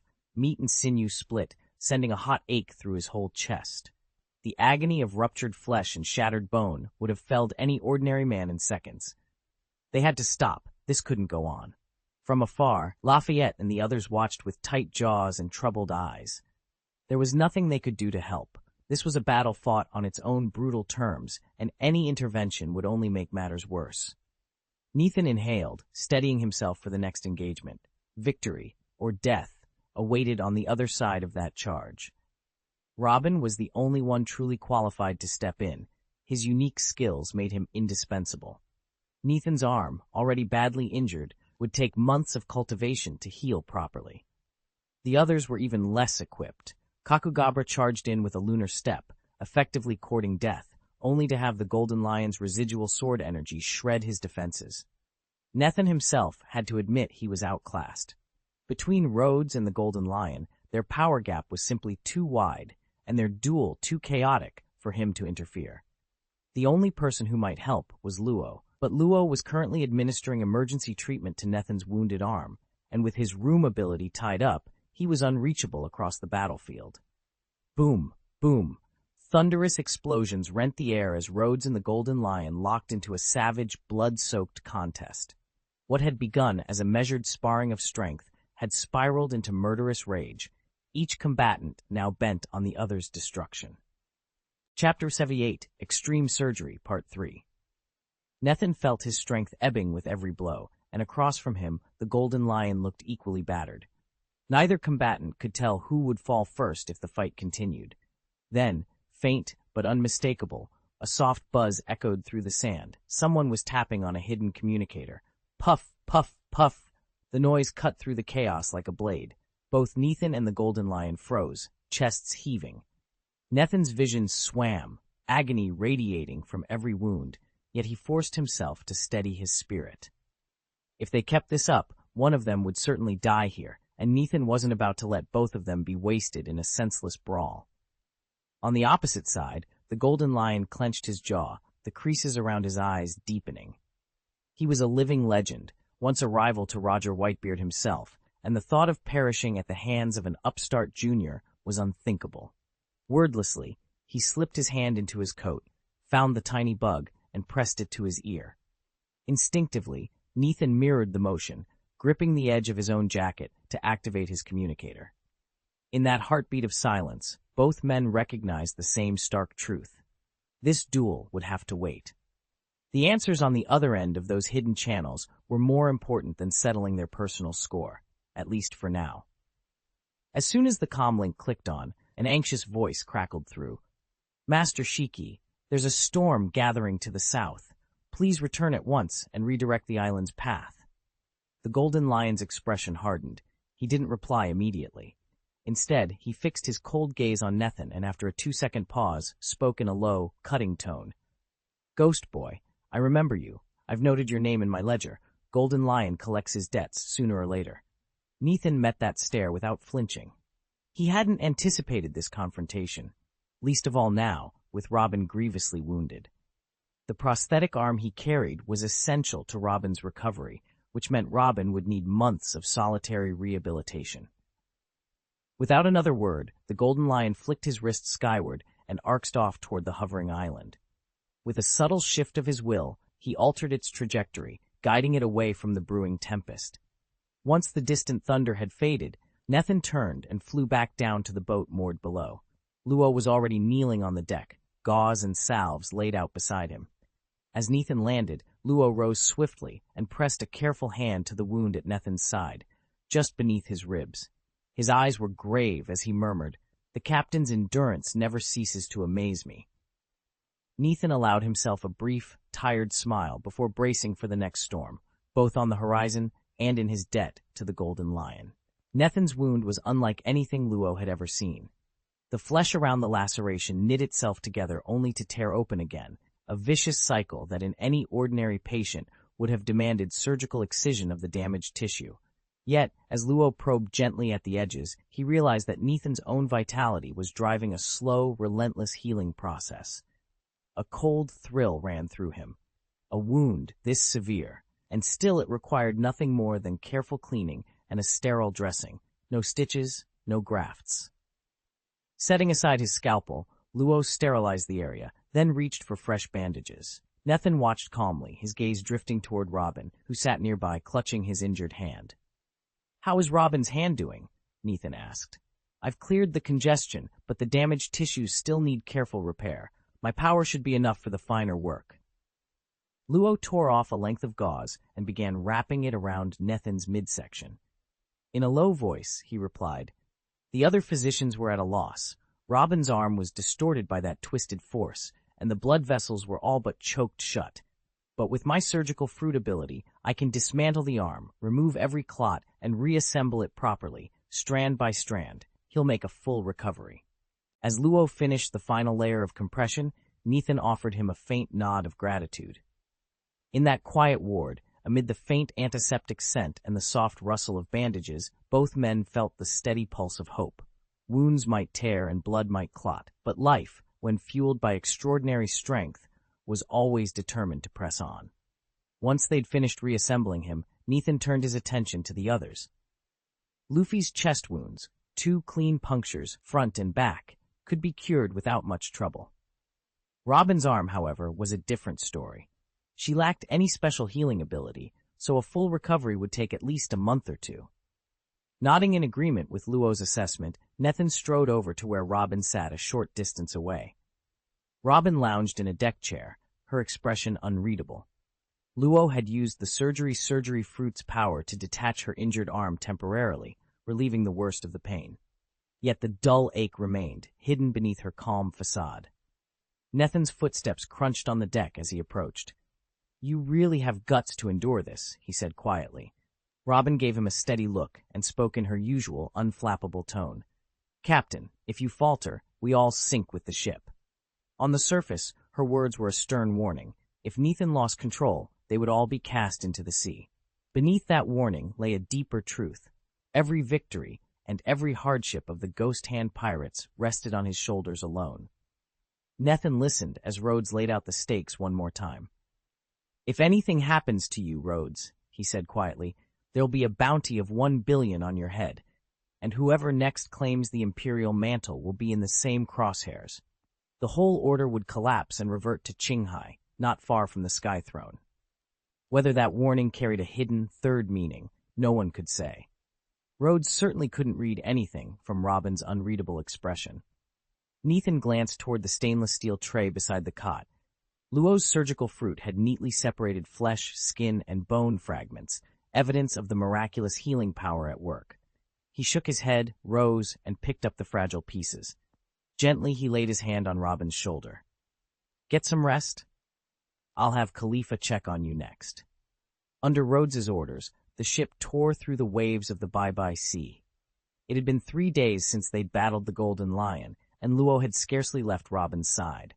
The arm injury, a brutal mix of sprains and contusions, could only be fully mended by the surgical fruit's disassembling and reweaving of tissue. With Robin's arm still unusable, Khalifa had moved in to tend him day and night. Yet despite the constant care, Nethan made a point to visit as often as he could. Each time he arrived, Robin managed a half-smile, though pain still clouded his eyes. Nethan admired his friend's stubborn bravery. As he stepped into the infirmary now, he found Khalifa adjusting pillows and murmuring soft encouragements. Nethan took a deep breath and joined her, ready to face whatever came next, bounties, imperial intrigues, or the secrets buried near the Sky Throne. The voyage was far from over. Robin's cool, detached demeanor meant she felt no shame about needing help to eat when her arms couldn't move. She barely batted an eye whenever Khalifa was there to feed her, and only seemed slightly uncomfortable when Khalifa stepped away and Rhodes took over. Even then, it was just for a moment. It was also exceedingly rare for Rhodes to handle Robin's bathing or bathroom needs. He always deferred those tasks to Khalifa, and he never made her feel awkward. Whenever no one was watching, Robin would sometimes glance at Rhodes and allow herself a small, almost inadvertent smile. That, for the most part, summed up her days. Now, in Dr. Luo's medical bay, the surgeon was completing the final stages of treatment on Robin's arm. The gruesome damage it had suffered was nearly erased. Luo had meticulously realigned each bone, reattached muscle and flesh, and closed the wound. Thanks to the space-altering properties of the no mi devil fruit, anything severed could be cut and joined again so flawlessly that it healed without a trace. As a result, Robin's arm was on its way to being as good as new. Nathan stood a few paces away, watching Dr. Luo perform the final healing and reconstruction. Over the past 3 days, Robin's wounds had nearly closed, but this next step was by far the most demanding. Earlier, Luo had carefully broken down every damaged cell to the edge of his current skill. Now he had to rebuild them, inch by inch, exactly as they were. It wasn't like fitting together a jigsaw puzzle. Each fragment of flesh and bone had to be restored to its precise original position. Steadying his tools, Luo made a final inspection. Satisfied that every internal structure was aligned, he gently sealed the outer skin. On the operating table lay a pair of arms still bruised and swollen, but deep down, all the fractures and torn ligaments were perfectly mended. The trauma from that violent twisting force had left a chaotic scene inside Robin's body. Tonight's procedure had taken Luo 3 days of unbroken focus. When Luo set down his scalpel, sweat beaded across his forehead. This was his first time attempting a reconstruction of such complexity, and it had pushed his medical talents to the limit. Nathan exhaled quietly. "All done?" he asked. Luo nodded, barely able to catch his breath. "Just send him to the recovery ward. In a few days, he'll be back on his feet, fully healed." Nathan stepped forward, relieved. "Thank you, doctor. You've outdone yourself." Luo managed a tired smile. "It's my duty. Now let's get Robin settled." With that, they carefully lifted the covered form from the table and carried him toward the recovery area, the long night's work finally complete. Nathan stared at the 2 severed arms laid out on the operating table. Even he, long since accustomed to Dr. Luo's surgical fruit powers, felt a flicker of unease. The flesh bore no trace of a blade. That was the fruit's miracle. Align the edges, and the tissue sealed itself without a single stitch. Dr. Luo peeled off his gloves and dabbed at his forehead. The surgical fruit works wonders, but you still need to bandage the wound properly. Internal damage won't heal on its own. Give it time, probably 2 months before they're back to full strength. "Got it," Nathan said, nodding. He flexed his fingers and lifted the table as though it weighed nothing. It hovered in the air, silent and precise. Luo grabbed his medical kit and bandages, then followed Nathan down the corridor to Robin and Khalifa's room.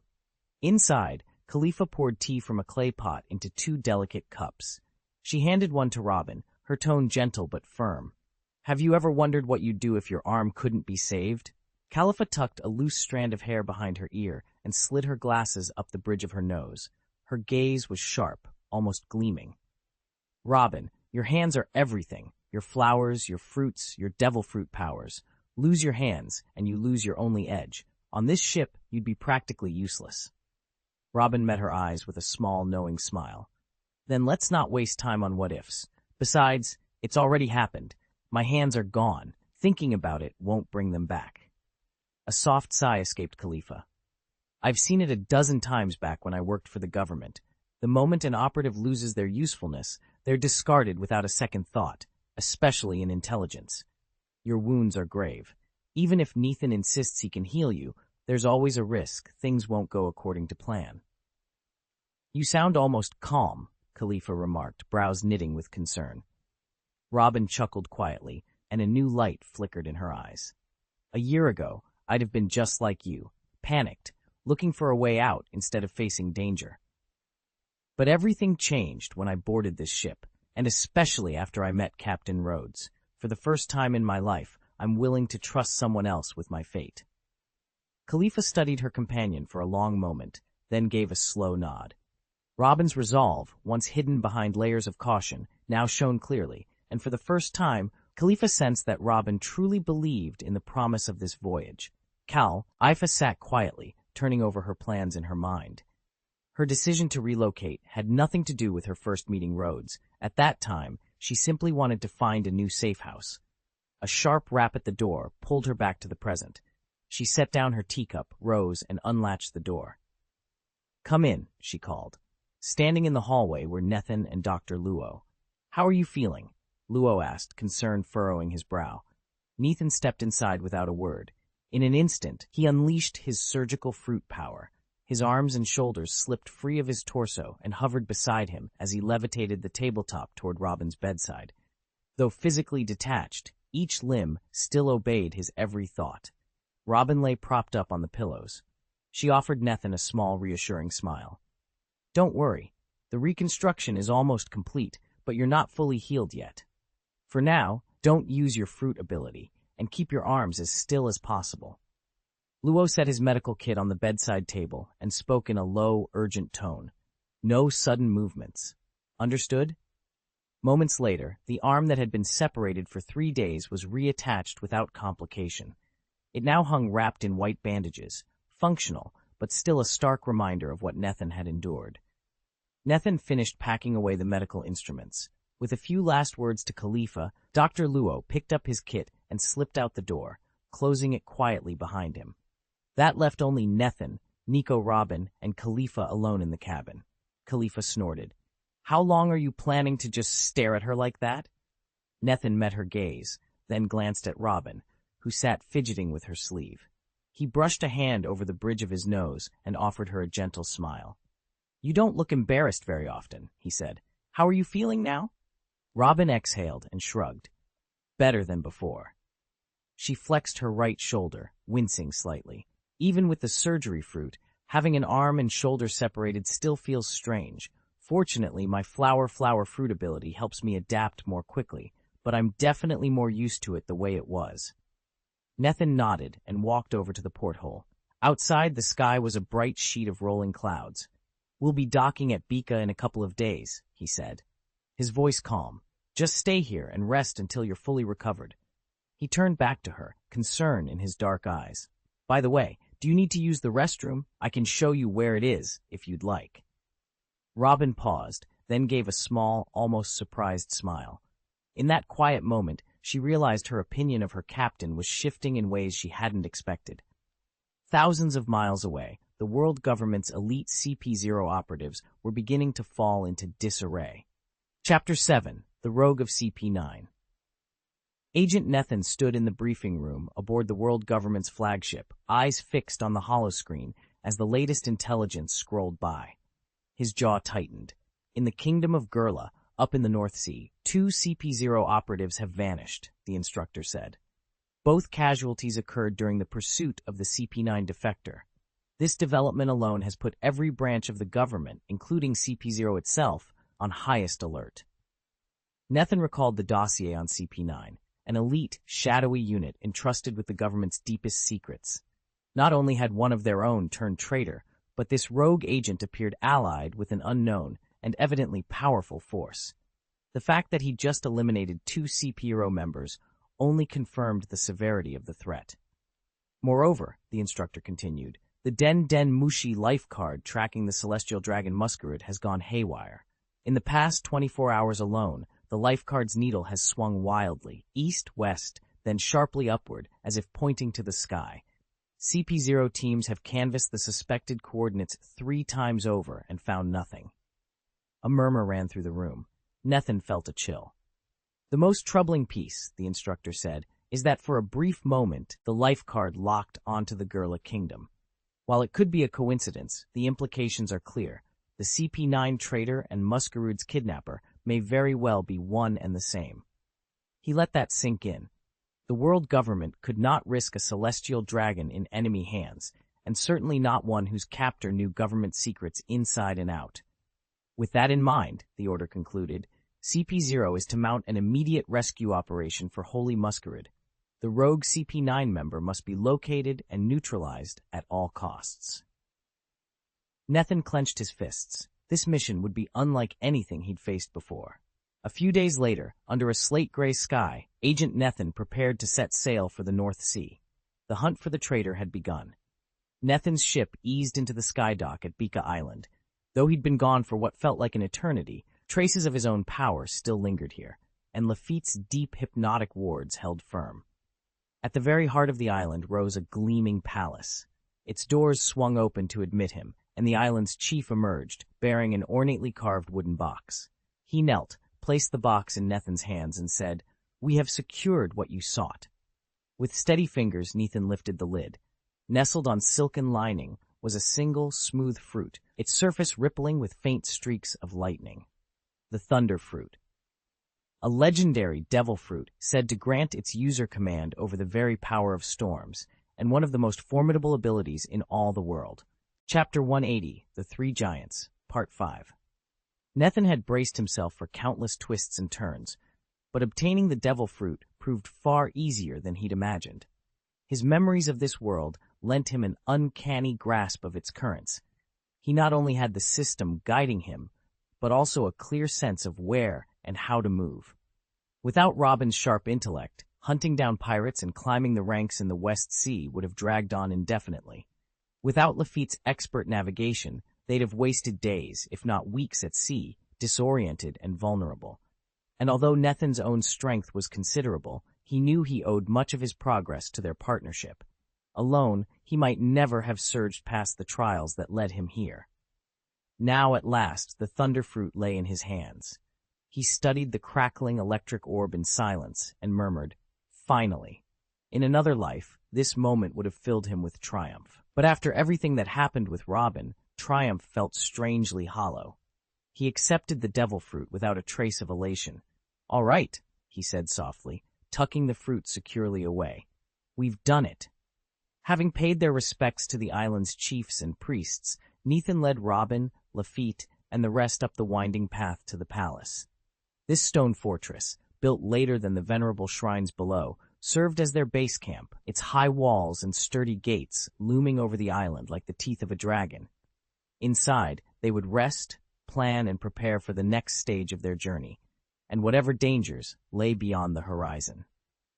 Nethan had barely returned from Baika, just a week after securing the thunder fruit from the chief and adding the metal fruit to his collection, when the time came to move forward with his plan.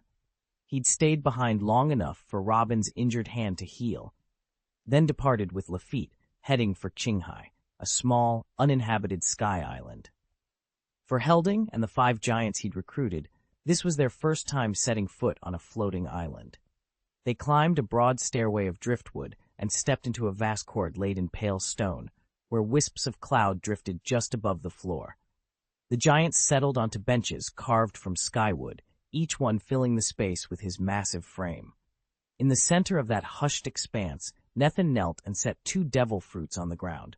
One pulsed with crackling energy, the thunder fruit, a naturally born devil fruit famed for mastering storms and lightning. The other gleamed metallically, the metal fruit, a paramecia known to grant perfect control over all forms of metal. He rose and met Helding's gaze. "These 2 fruits are yours," he announced, voice steady. "Soon, you will unleash their power for our new giant core." Surprise rippled through the courtyard. The giants had known Nethan intended to arm them with extraordinary devil fruits, but none had expected to see the legendary thunder fruit so quickly, nor believe it would fall into their hands at all. Yet here it lay, waiting to transform ordinary giants into an unstoppable force. Nethan held the 2 devil fruits out before them, their swirling patterns glinting in the lantern light. "These are the Raijin no Mi, the fruits that grant mastery over thunder and lightning," he announced, his tone calm but grave. "Right now, we have no new recruits. You 3 are the only ones suited to wield this power." He first met Helding's steady gaze, then turned to Kaku, the former CP9 agent. "I won't sugarcoat it," Nethan continued. "Once you eat these fruits, you bind yourselves to endless, brutal battles. One slip-up, one moment of hesitation, and you could die on the spot. You must decide whether you're ready to become warriors, frontline fighters who'll be drawn into every war we face." Kaku shifted uneasily. Nethan nodded toward him. "You've never eaten a devil fruit, and your skills in intelligence gathering remain invaluable to this crew. If you take the thunder fruit, you'll be forced into combat day after day, and our already strained intel network will suffer even more. And if both of you accept, there's no escaping the bloodshed. Whether it's against Doflamingo's armies or the 4 emperors themselves, you'll be on the front lines." he let the warning hang in the air. Around them, the cavern was silent, save for the crackle of distant thunder. The giants, Helding's people, stood motionless, their enormous hands flexing as they stared at the fruits. After a long moment, Helding's broad chest rose in a deep breath. He met Nethin's eyes with a fearless glare, so fierce it could have split the skies. Warriors didn't back down. They didn't refuse a challenge wrapped in lightning and steel. And so, without a word, the giants made their choice. The identity of a warrior is the greatest honor of every giant clan. To a true fighter, there is no purer joy than the fury of a blood-soaked battlefield. By the name of Elbaf's warriors, Hyrding thundered, I swear I will sweep away every foe for you. He did not hesitate. Hyrding lifted the thunderfruit, made the solemn giant oath gesture, and swallowed it in one motion. Among giants, even the simplest promise must be kept at all costs, and an oath is unbreakable unless sealed in death. Crackle. Lightning danced through Hyrding's crowning black hair. The sheer power forced even Nethin, Statham, and the others to recoil. From scalp to soles, bolts of electricity raced across his body, enveloping him in a dazzling white radiance. The thunder giant Hyrding was born. Crackle!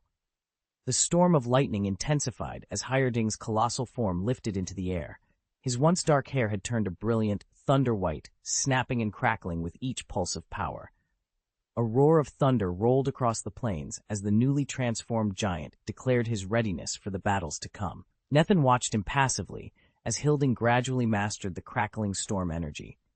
At last, the lightning subsided, and the great thunder giant collapsed to one knee before him, fists braced against the earth in solemn submission. From this moment forward, Nethin announced, his voice carrying over the rushing wind, you will be remembered as one of Elbaf's greatest champions for centuries to come, Hyrding, the thunder giant. No sooner had those words echoed across the plain than the second metal fruit descended from the sky, striking the boatman Statham squarely on the crown of his head. As a sailor accustomed to handling iron and steel, Statham felt an immediate affinity for this strange new power. He swallowed the glowing fruit in a single gulp. Instantly, his black hair flashed to silver gray, glinting like molten metal down to his very roots.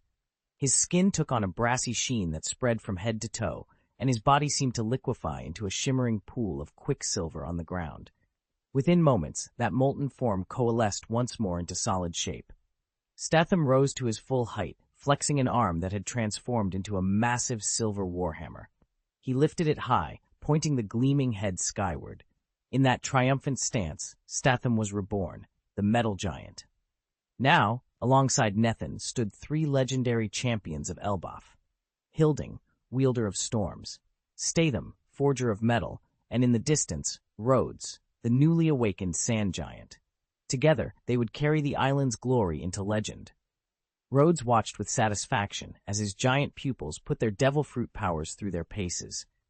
Hyrding had mastered the rust fruit so thoroughly that its corrosive bursts were now far more potent than when he'd first acquired them. Statham's sand armor now stood impervious to bullets and even cannon fire. Dropping his arms, Statham turned to Rhodes and offered a respectful bow. Thank you for this gift, master. At the same moment, the massive warhammer strapped to Statham's wrist dissolved back into its original form. He and Hyrding then executed the solemn salute of the giants toward their lord, Nethin. Rhodes inclined his head. The three devil fruits, thunder, metal, and sand, are perfectly tailored to your people's strengths. Over the coming weeks, you will remain on this deserted island to refine those abilities. In time, I will teach you additional techniques. You will obey my commands without question. Understood. Hyrding and the other giants answered in unison. Nethin stood tall, hands clasped behind his back, his expression composed. Very well. Let us begin at once. Goldbagu, Gears, step back. Goldbagu and Gears nodded and retreated 100 meters. Once they were in position, Nethin raised a hand. In an instant, his form shimmered and he leaped into the air, delivering a thunderous punch aimed squarely at Hyrding. Combat is the best way to train, Nethin declared, launching the first of many trials, especially when facing opponents with innate, superhuman gifts, like Hyrding, who couldn't lay a finger on him without deploying specialized arms. Nethin could toy with them at will, treating them like nothing more than sandbags. His recent battle with the Golden Lion, however, served as a stark wake-up call. Although he'd managed to slip from the general's grasp, it had been a narrow escape. One miscalculation, and he would have plunged headlong into disaster. He knew, without question, that he had to grow stronger, pushing his abilities ever higher until he could truly stand on equal footing with the general, or even surpass him.